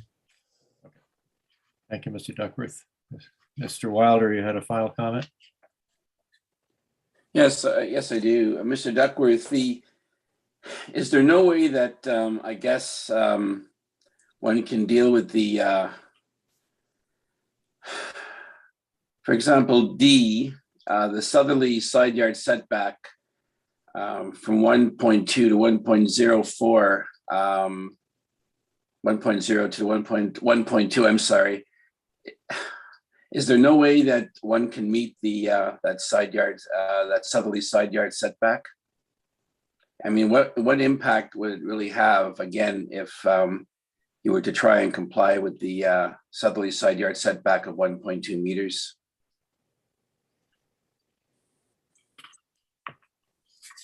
Through you, Mr. Chair, our belief as we prepared the design and proposed it, so the impact would be loss of building area for the dwelling unit.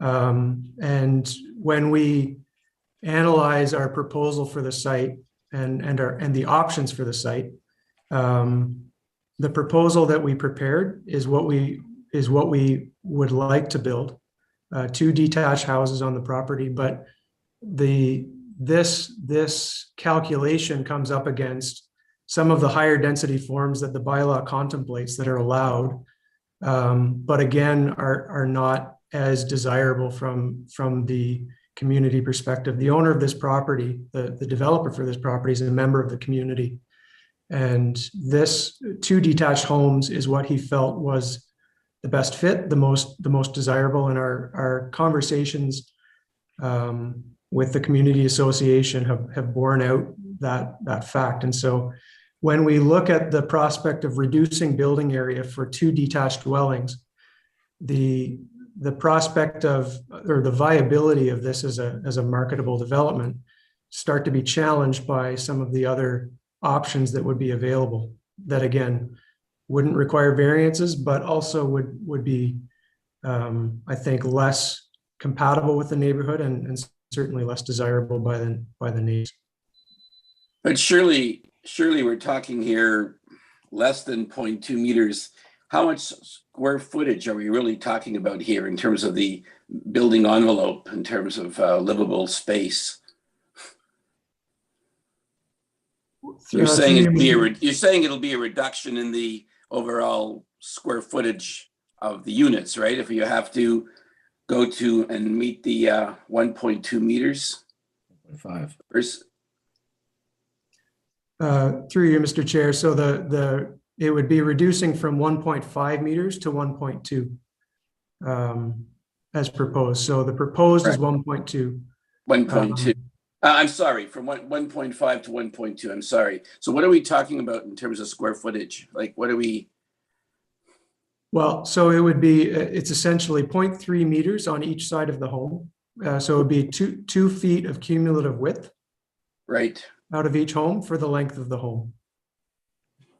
And so off the top, I don't have a calculation there, but I believe, and through conversations with the client, we believe that it would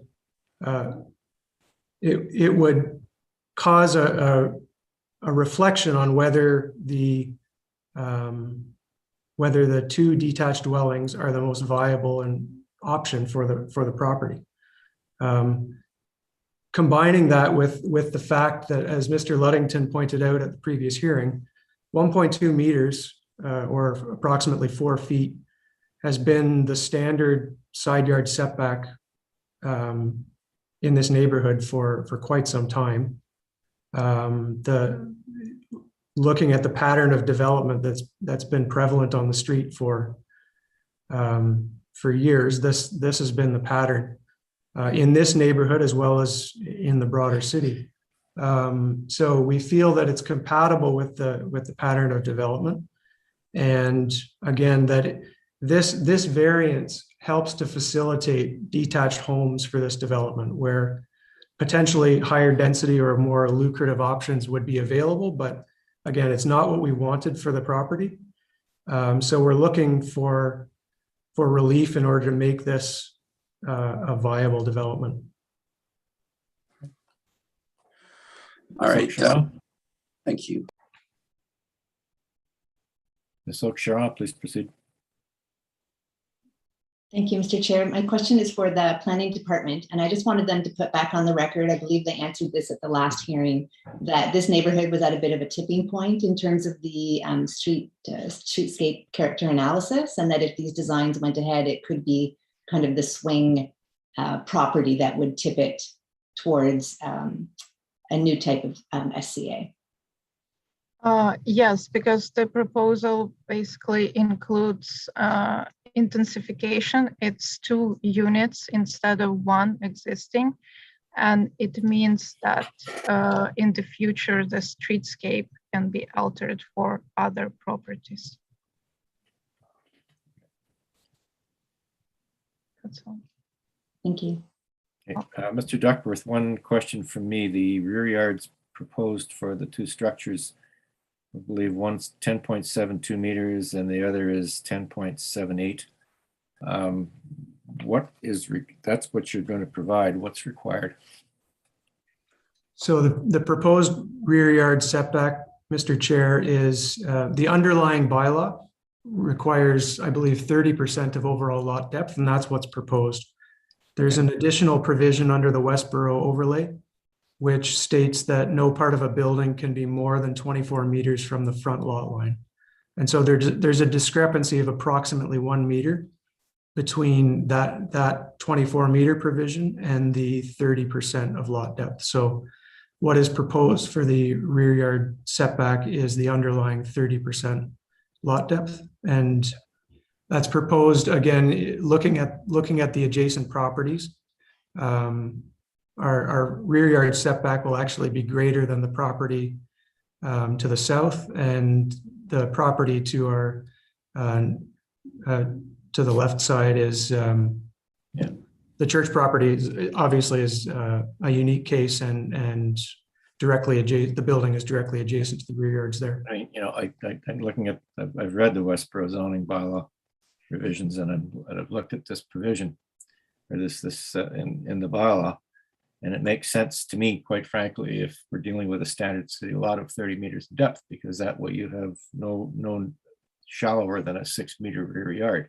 In this instance, because this is a deeper lot and is prevalent in a lot of the rest of the neighborhood, you're providing a fairly substantial rear yard, even with that 1 meter encroachment. That's correct, Mr. Chair. All right. Okay. Thank you, Mr. Duckworth. Any other questions from the members of the committee? And like the previous one, we are going to reserve our decision on this, and you will hear from us in 10 days. Thank you very much for your presentation. Thank you, Mr. Chair and the committee. Thank you.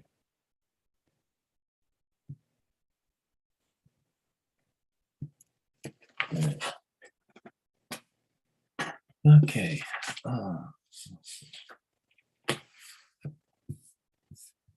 We will now deal with the final item on the agenda, 7 Rosedale Avenue. Minor variances to permit a reduced rear yard setback, a reduced southerly yard setback, and an increased building height for the construction of a rooftop terrace and interior staircase within a heritage overlay zone. This was adjourned October 21st and November 4th, 2020, and on the 7th of July of this year. And I believe the agent is Mr. Shamil. Is he there?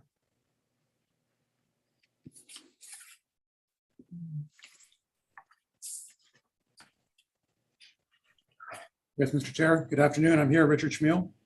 Okay, Mr. Schmiel, I'll have to go through your address, please, for the record. Sorry, home address or office address? Office is fine. 109 Bank Street, Suite 200 in Ottawa. Okay, thank you.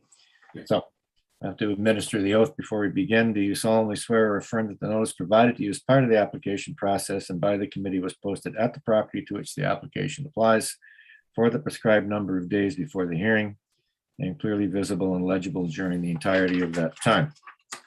Yes, I can affirm based on my conversation with the owner. Okay. Okay. You're aware that the planning department has some concerns with the application? Yes. Okay.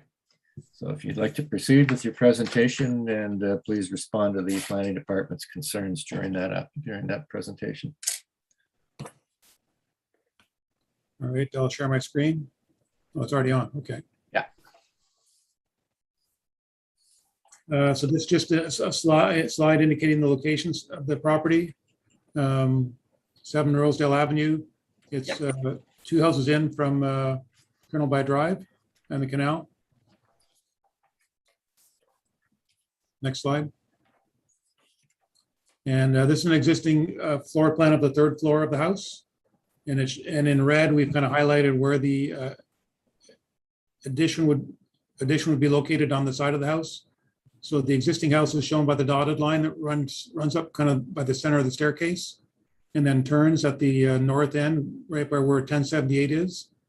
And then there's a bit of an infill there as part of the expansion of the house and with remaining renovations on the interior of the house. Next slide.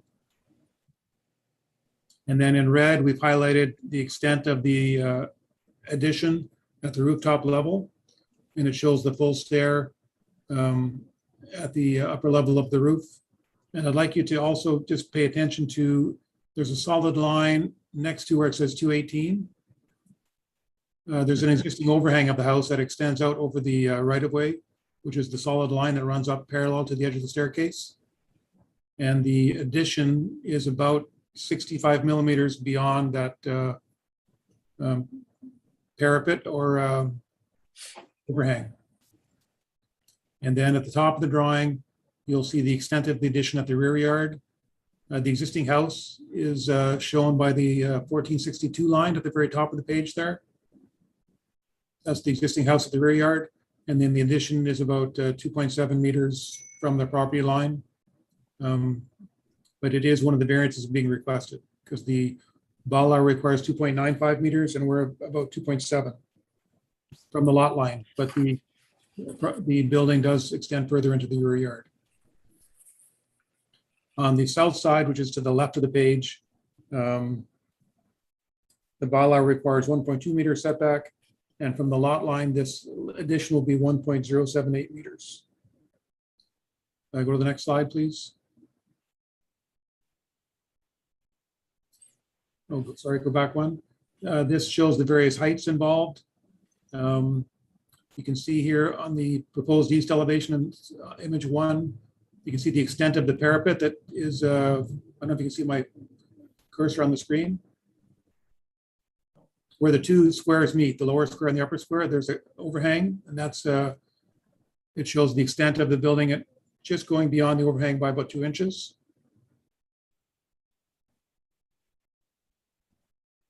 Okay. And in terms of overall building height, the bylaw allows, I think, 9.043 meters for building height. The third variance being requested is the height variance for this pop-up of 11.993 meters. Go to the next, the other image on the right. And this is from the rear of the property. You see the return of the parapet where again, the 2 red squares or rectangles meet. And then the extent of the renovation or the addition, larger square on top, and then the one on the side yard at the lower, in the lower area. Go to the next slide, please. And then this is an elevation of the building from the easement or from the south elevation. You'll see the kind of extent of the overhang of the addition into the easement area. And in line with the roof shows the line of the parapet. So we project beyond that line by about 2.5 inches with varying degrees of distance from the building proper based on whether it's this kind of chimney type element or the main facade of the building. I don't know if we need to speak to the section. I can just go to the next slide.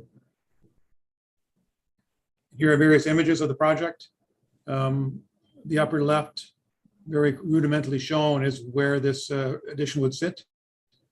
With reference to the Out existing of building. curiosity, Mr. Schmiel, how far is it from grade to the lower extent of the encroachment? It's about 6 meters. I think a little more, but approximately 6 meters, So 20 feet. 20 feet. And then the image on the right shows you the extent of this large overhang. And in red on the left, you see the distance for which it extends beyond the overhang. Okay. And then the bottom two slides show the existing rear yard on the right with the windows facing the rear. And the pop-up would be 2.7 meters from the lot line there. I didn't draw it in red, but I think you'll get a sense for where it is based on the upper left image. Yeah. And then the view on the bottom left is just a view of the property from the street on Rosedale. And there's one more slide, which is the site plan, but I don't know if that's that relevant to the conversation. This just shows the building on the property. It's the left parcel is our site. And I guess one of the main reasons for the client embarking on this renovation, he purchased the property, I think about 7 years ago after the project was completed. I think he was the second owner.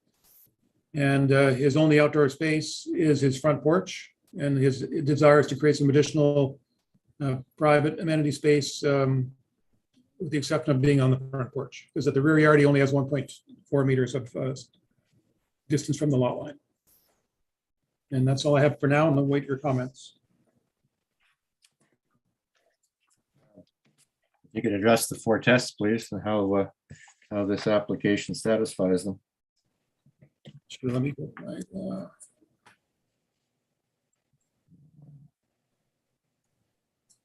The 4 tests.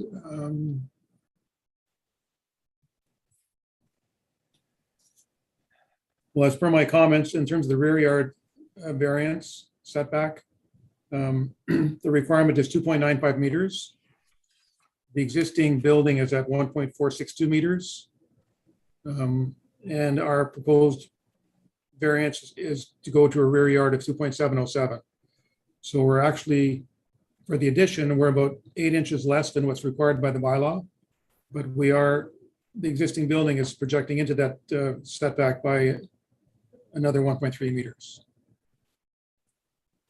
In terms of the side yard, we also think it's a minor matter with the bylaw being 1.2 meters. And we're looking for 1.078 meters from the lot line, irrespective of the issue of the easement allowing the neighbors access to the sky.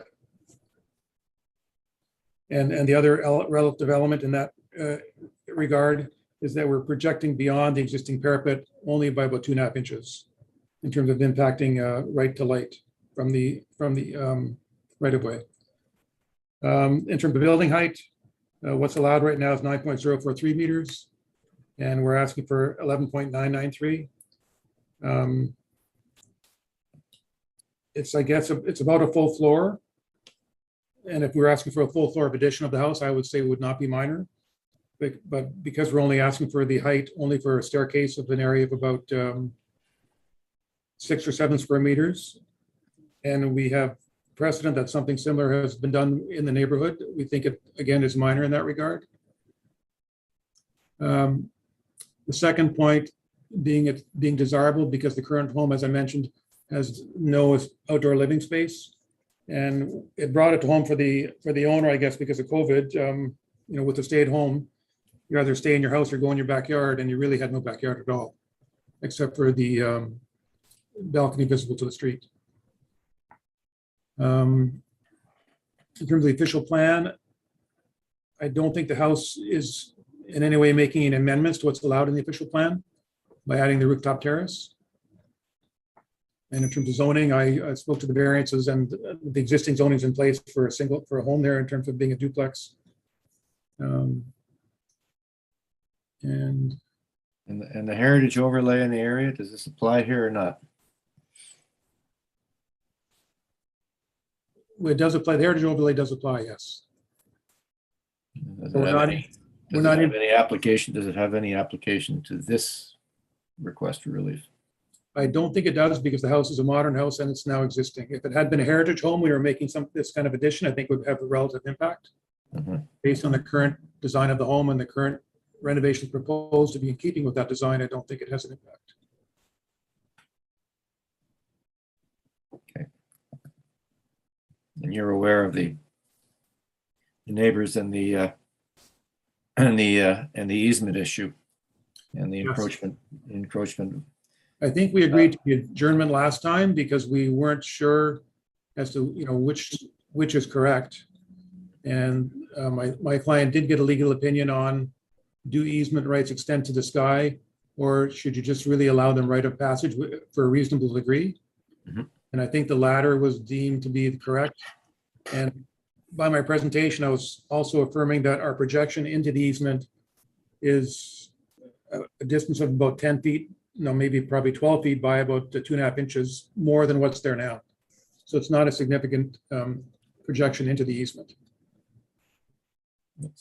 But I do appreciate their concerns. I mean, everybody wants right of access and they want to maintain their property as it has always been maintained. And we don't think we're infringing upon their right of access or their enjoyment of their own properties. Yeah. Well, for your information, that the solicitor's opinion evidence regarding this was part of our information package, which we have reviewed. And as of today, we received a comment from the legal services branch of the city, in essence agreeing with the opinion evidence of the solicitor's advice and Hunter regarding this, regarding the easement. Just so I thought I'd let you know. Well, thank you very much for the information. Yeah. Now any questions from the committee members on this, or do we want to hear from the planning department? Right. The planning department still has some concerns regarding your application, so if we could hear from Ms. Bacula, please. Yes, Mr. Chair. So the planning department has no concerns in terms of from planning perspective, but we acknowledge that the legal issues are not resolved, and that's why our report states minor concerns. However, we agree as well with the solicitor's opinion that the proposed addition is not interfering with the use of the easement and the right of way. And I also want to acknowledge that since the adjournment from previous hearing, the applicant contacted Hydro, and the design as proposed is in accordance with the clearance requirements from Hydro. Yeah, we have the letter from Hydro in our file. Yes. And you're aware of the city legal's position on this easement as the file today? The one that I sent you? Yeah. Yes. Obviously, you're aware of it. Yeah, it's been a long day. Okay, thank you, Ms. Bacula. You're welcome. Okay. Any questions from the members? No? All right. We have Ms. Marsman, who is a neighbor who is on the list to speak to the item. Is she there? Hello. Hi. Your address for the record, please. Right. It's 17 Rosedale Avenue. Okay. Okay, please proceed.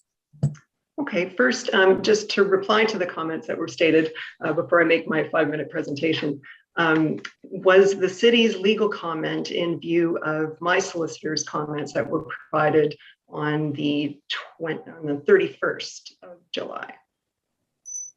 What I understand, the city's comments were in reference to the applicant's solicitors.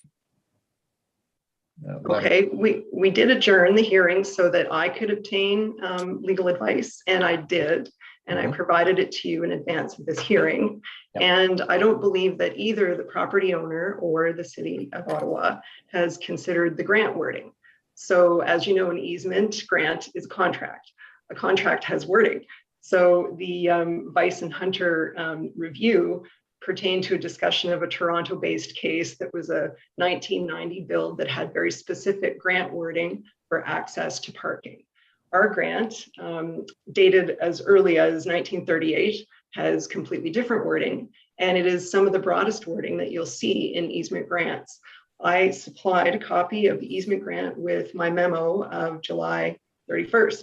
So any court of law would initially assess the contract before they assess the state of easement law. So I hope that this was considered by the City of Ottawa or obtained separately by them when they looked at the Weiss and Hunter memo. Is that correct? They, from what I understand, they reviewed the Weiss and Hunter memo. I don't have any information regarding your lawyer's correspondence. That was submitted to the committee. So do they have copies of that? We had a very short timeline in which to obtain legal advice. That was the whole reason for the deferment. And I obtained it in very short order and I provided it to you. So I hope that it's in your file. That was in the package you provided us. Okay, so you have received that and the city has received it for consideration? I don't know if that was passed along to legal or not. Yes, we did receive it. However, we didn't obtain yet the legal opinion. And because we obtained the legal opinion for the memo beforehand,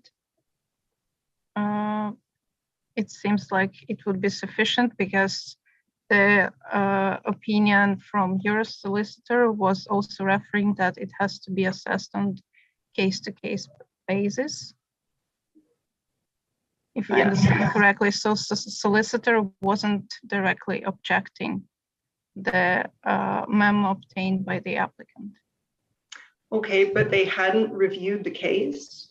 They haven't reviewed the grant wording. The memo, yes. Okay, so they only reviewed a memo that related to a Toronto case. Is that right? No, they reviewed the memo provided by the applicant. Right, relating to the Toronto case of Wildlick and Koenig. So there were a list of cases, yes. We would like them to consider the grant wording that pertains to this particular easement.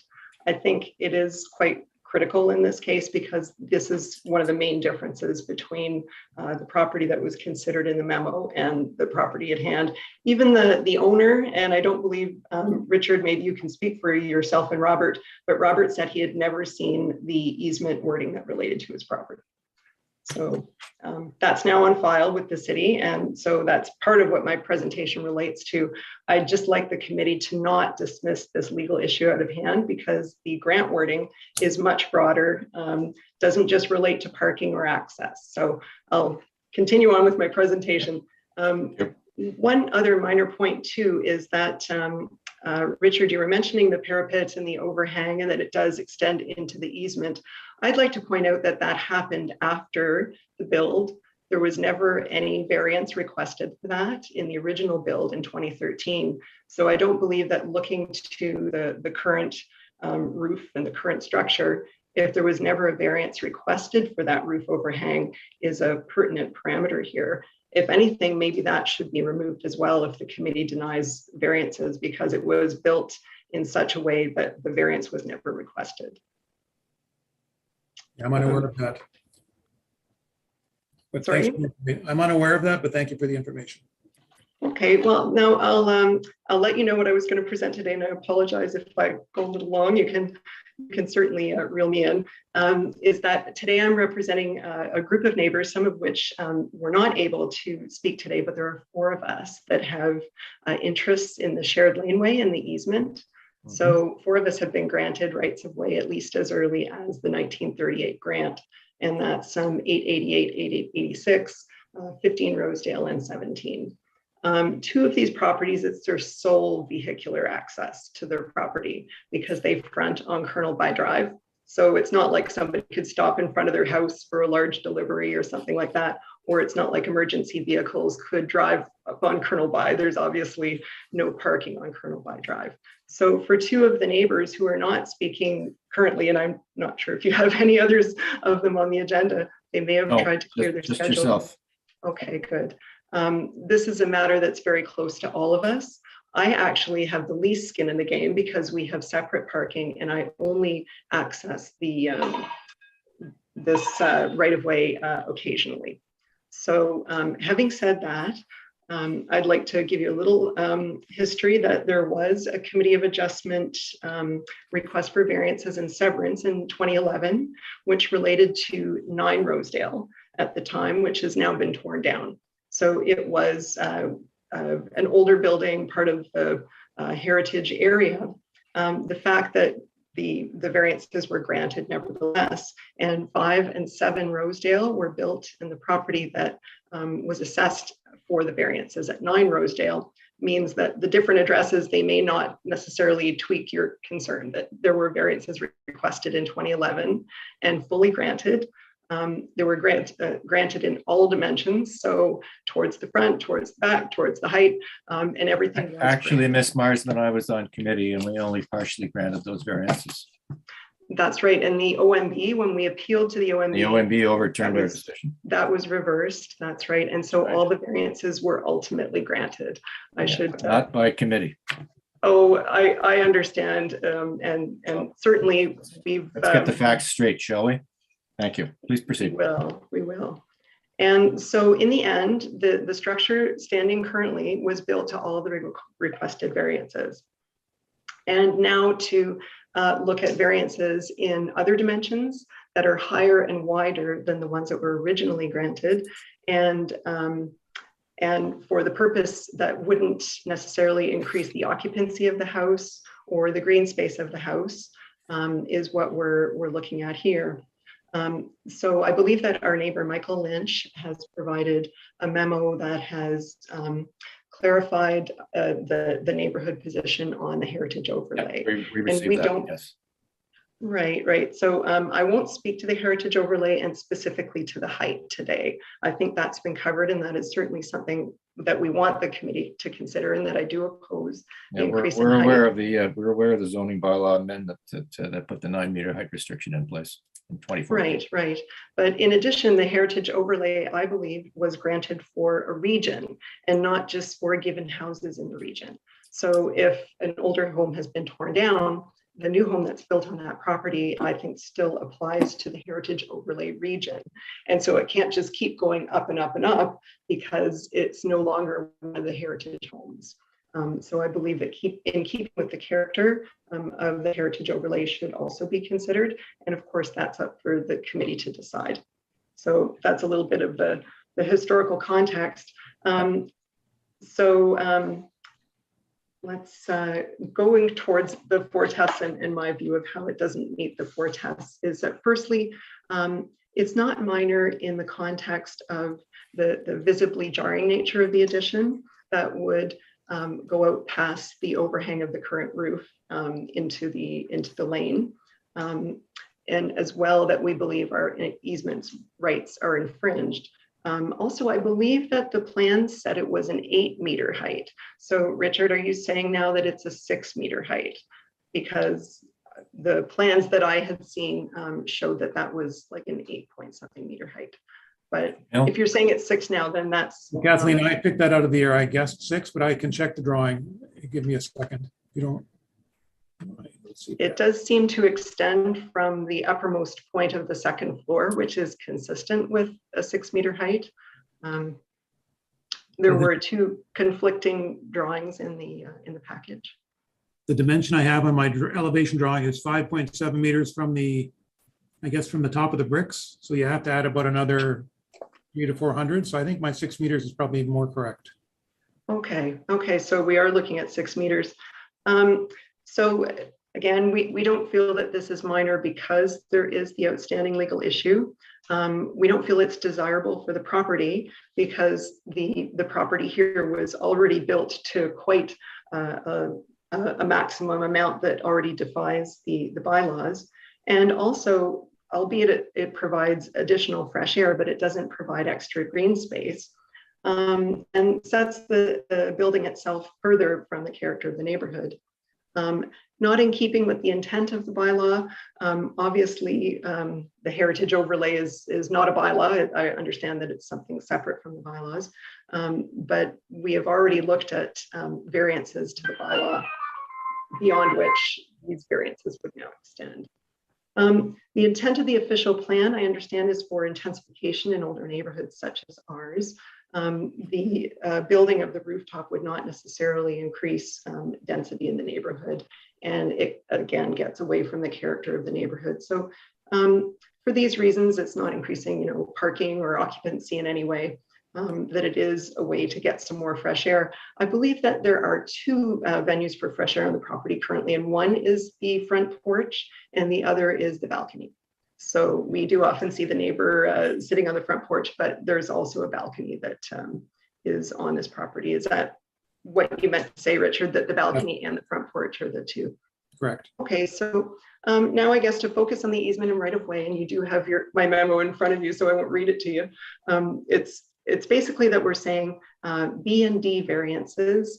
They, in fact, are referring to a side yard. This property doesn't have a side yard per se, so we wanted to emphasize that it was a working lane. It's effectively a road for access to two of the properties daily, and it's kept plowed in the winter. It's 100% cleared all of the time.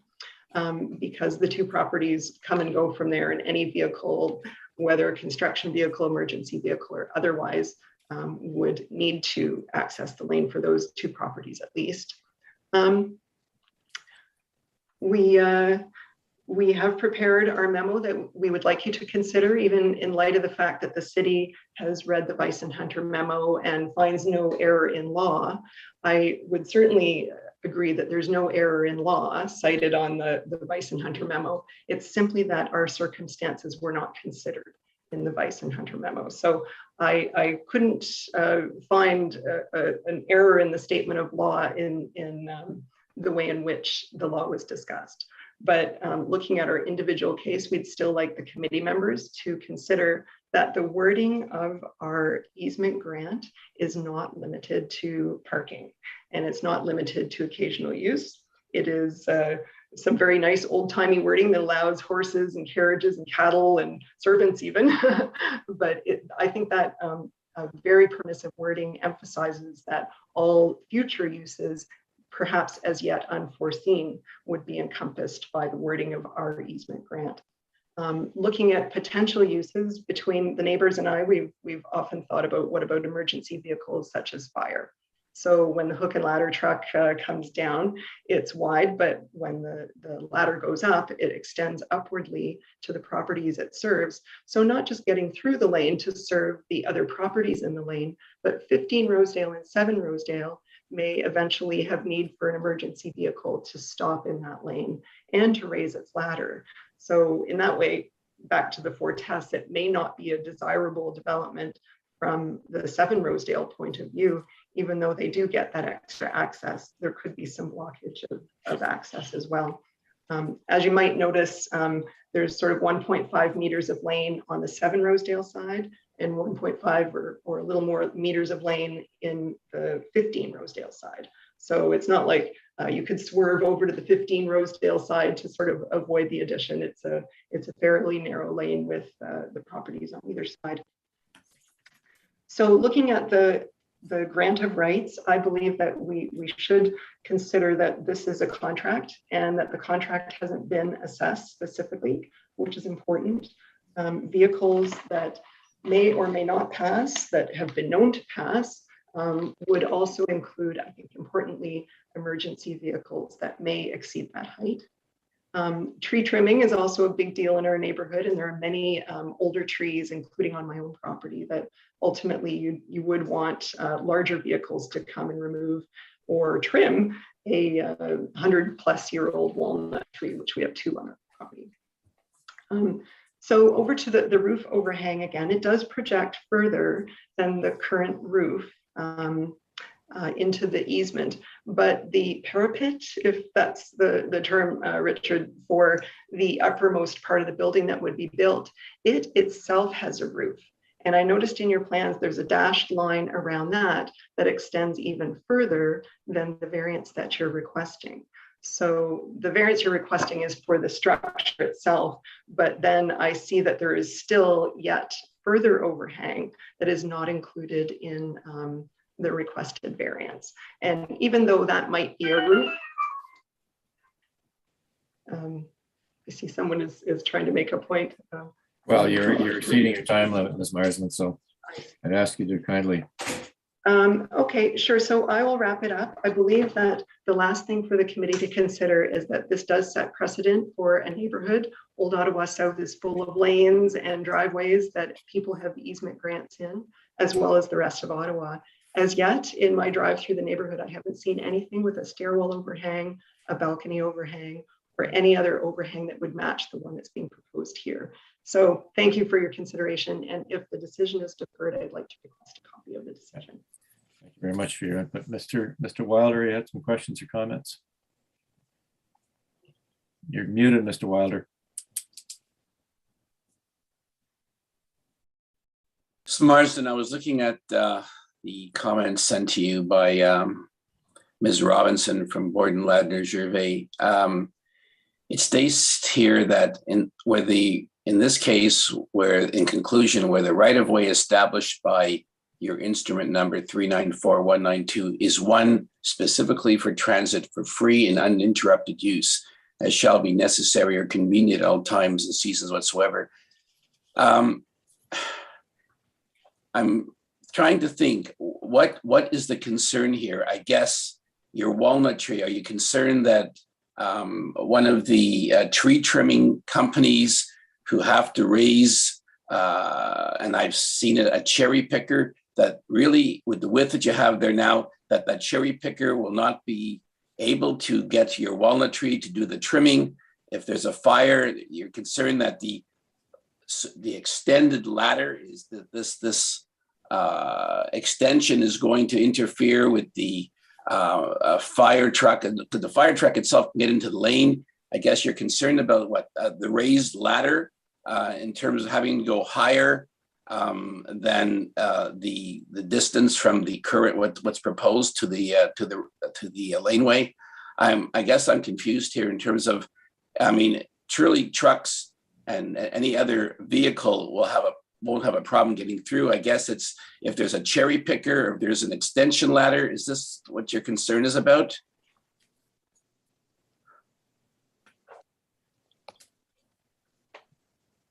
My concern does extend to practical vehicles, yes. And I am representing the concern of neighbors who have sole access to their properties through this. And I'm not sure what vehicles they may have from time to time, construction vehicles included, if any of these older homes end up falling, so to speak. And so one of my concerns, though, is that simply for the asking that the owner of an easement can extinguish our rights at a certain height. So after what height does the Committee of Adjustment say that my grant of rights that relates to my property and as well to my property value, as well as our neighbors, are extinguished?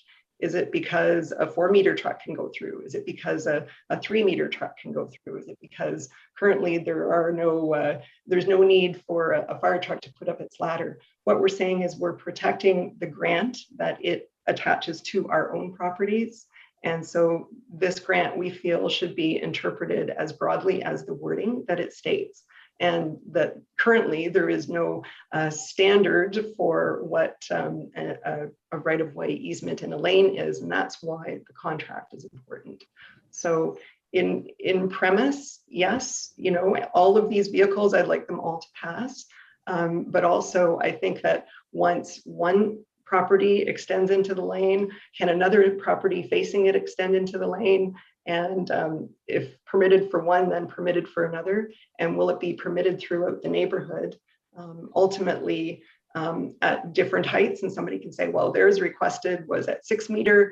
We'd like to go to 4.8 meter. And so if the committee is making a decision that these right-of-way rights are essentially exhausted at a certain height, maybe that should be a statement that the city would like to make. But we believe that our grant wording is unlimited by height.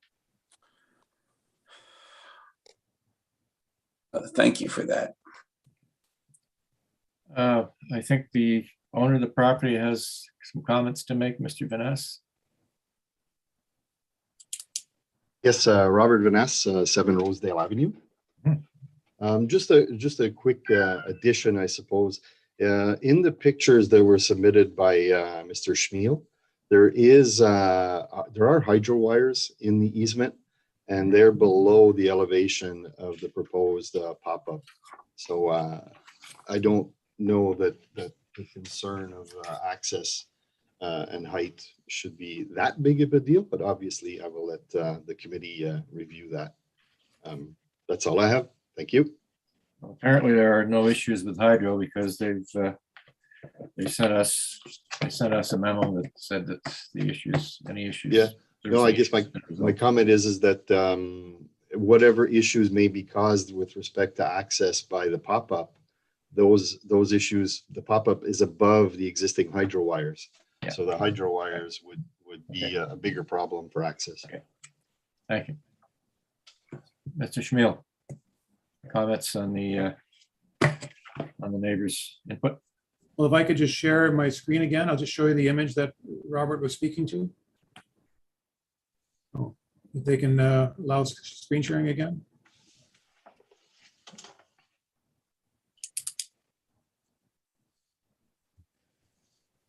There we go. And if you go to the photograph, actually. So it would be another slide after. This is the hydro line on the bottom right that Robert was speaking to. It feeds the hydro pole at, I don't know which property it is, if it's on Rosedale or which street, but it's the line that is kind of below the height of the pop-up, and it goes right through the middle of the easement. And you can see it in the upper right image kind of running through as well. So his comment, I guess. That hydro line's running right down the middle of that right away? Yes, it is, yes. How high off the ground is that? Doesn't look like it's terribly high. Well, if you look in the upper left picture, my little addition or caboose is red. It runs below that here. Yeah. Yes, I can see that. Okay. All right. Any other comments in response to Ms. Marsman's presentation, Mr. Schmiel?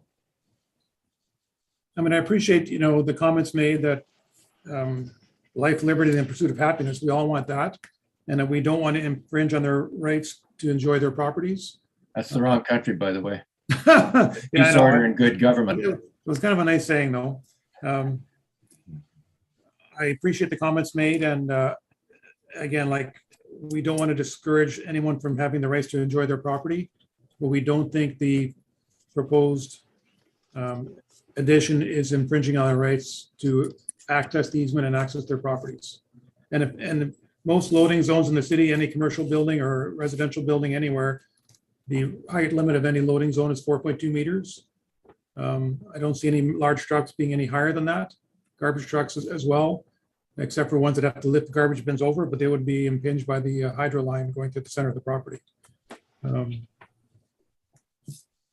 Again, from our initial presentation, we don't think our request is more than a minor variance or minor change in use. And as per my initial comments, COVID has changed lives in a dramatic way, and it would allow my client to get the highest and best use of his property by having an outdoor space contingent to the house. Could I make one comment? Yes. Very briefly, please. When the tear down of 9 Rosedale was done and the construction, the hydro lines were removed and replaced to a certain distance elsewhere during this construction. So hydro lines are movable, permanent structures are not. I'm also wondering if the variance will be corrected to reflect the extension of the parapet to be a roof. So there was in the drawing, it showed that it did extend further out than that red line. And I think the number is probably underestimating the amount of extension into the lane. Mr. Schmiel? All I can go by is by the dimensions on the drawing. They are taken from the survey and the as-built. So I think they're reasonably accurate. And your drawing shows that it's not included. That was the drawing you just had up. Sorry, what's not included? The roof that will go on to the addition is not included in the dimension it projects into the lane. I can speak to that, Mr. Chair. Please, Yeah, Ms. so the bylaw is speaking separately to the overhangs, and overhang can project into the yard no closer than 0.3 meters, which is in conformity. So that overhang is allowed. Yes. Okay. Thank you, Ms. Picula. All right. Thank you very much, ladies and gentlemen. We are going to reserve on this application. We have a lot to consider, and you'll receive our decision in 10 days. Thank you very much. Thank you very much. Thank you. And that is the last item on the agenda. That concludes today's hearing of the Committee of Adjustment. Thank you all very much. Bye-bye.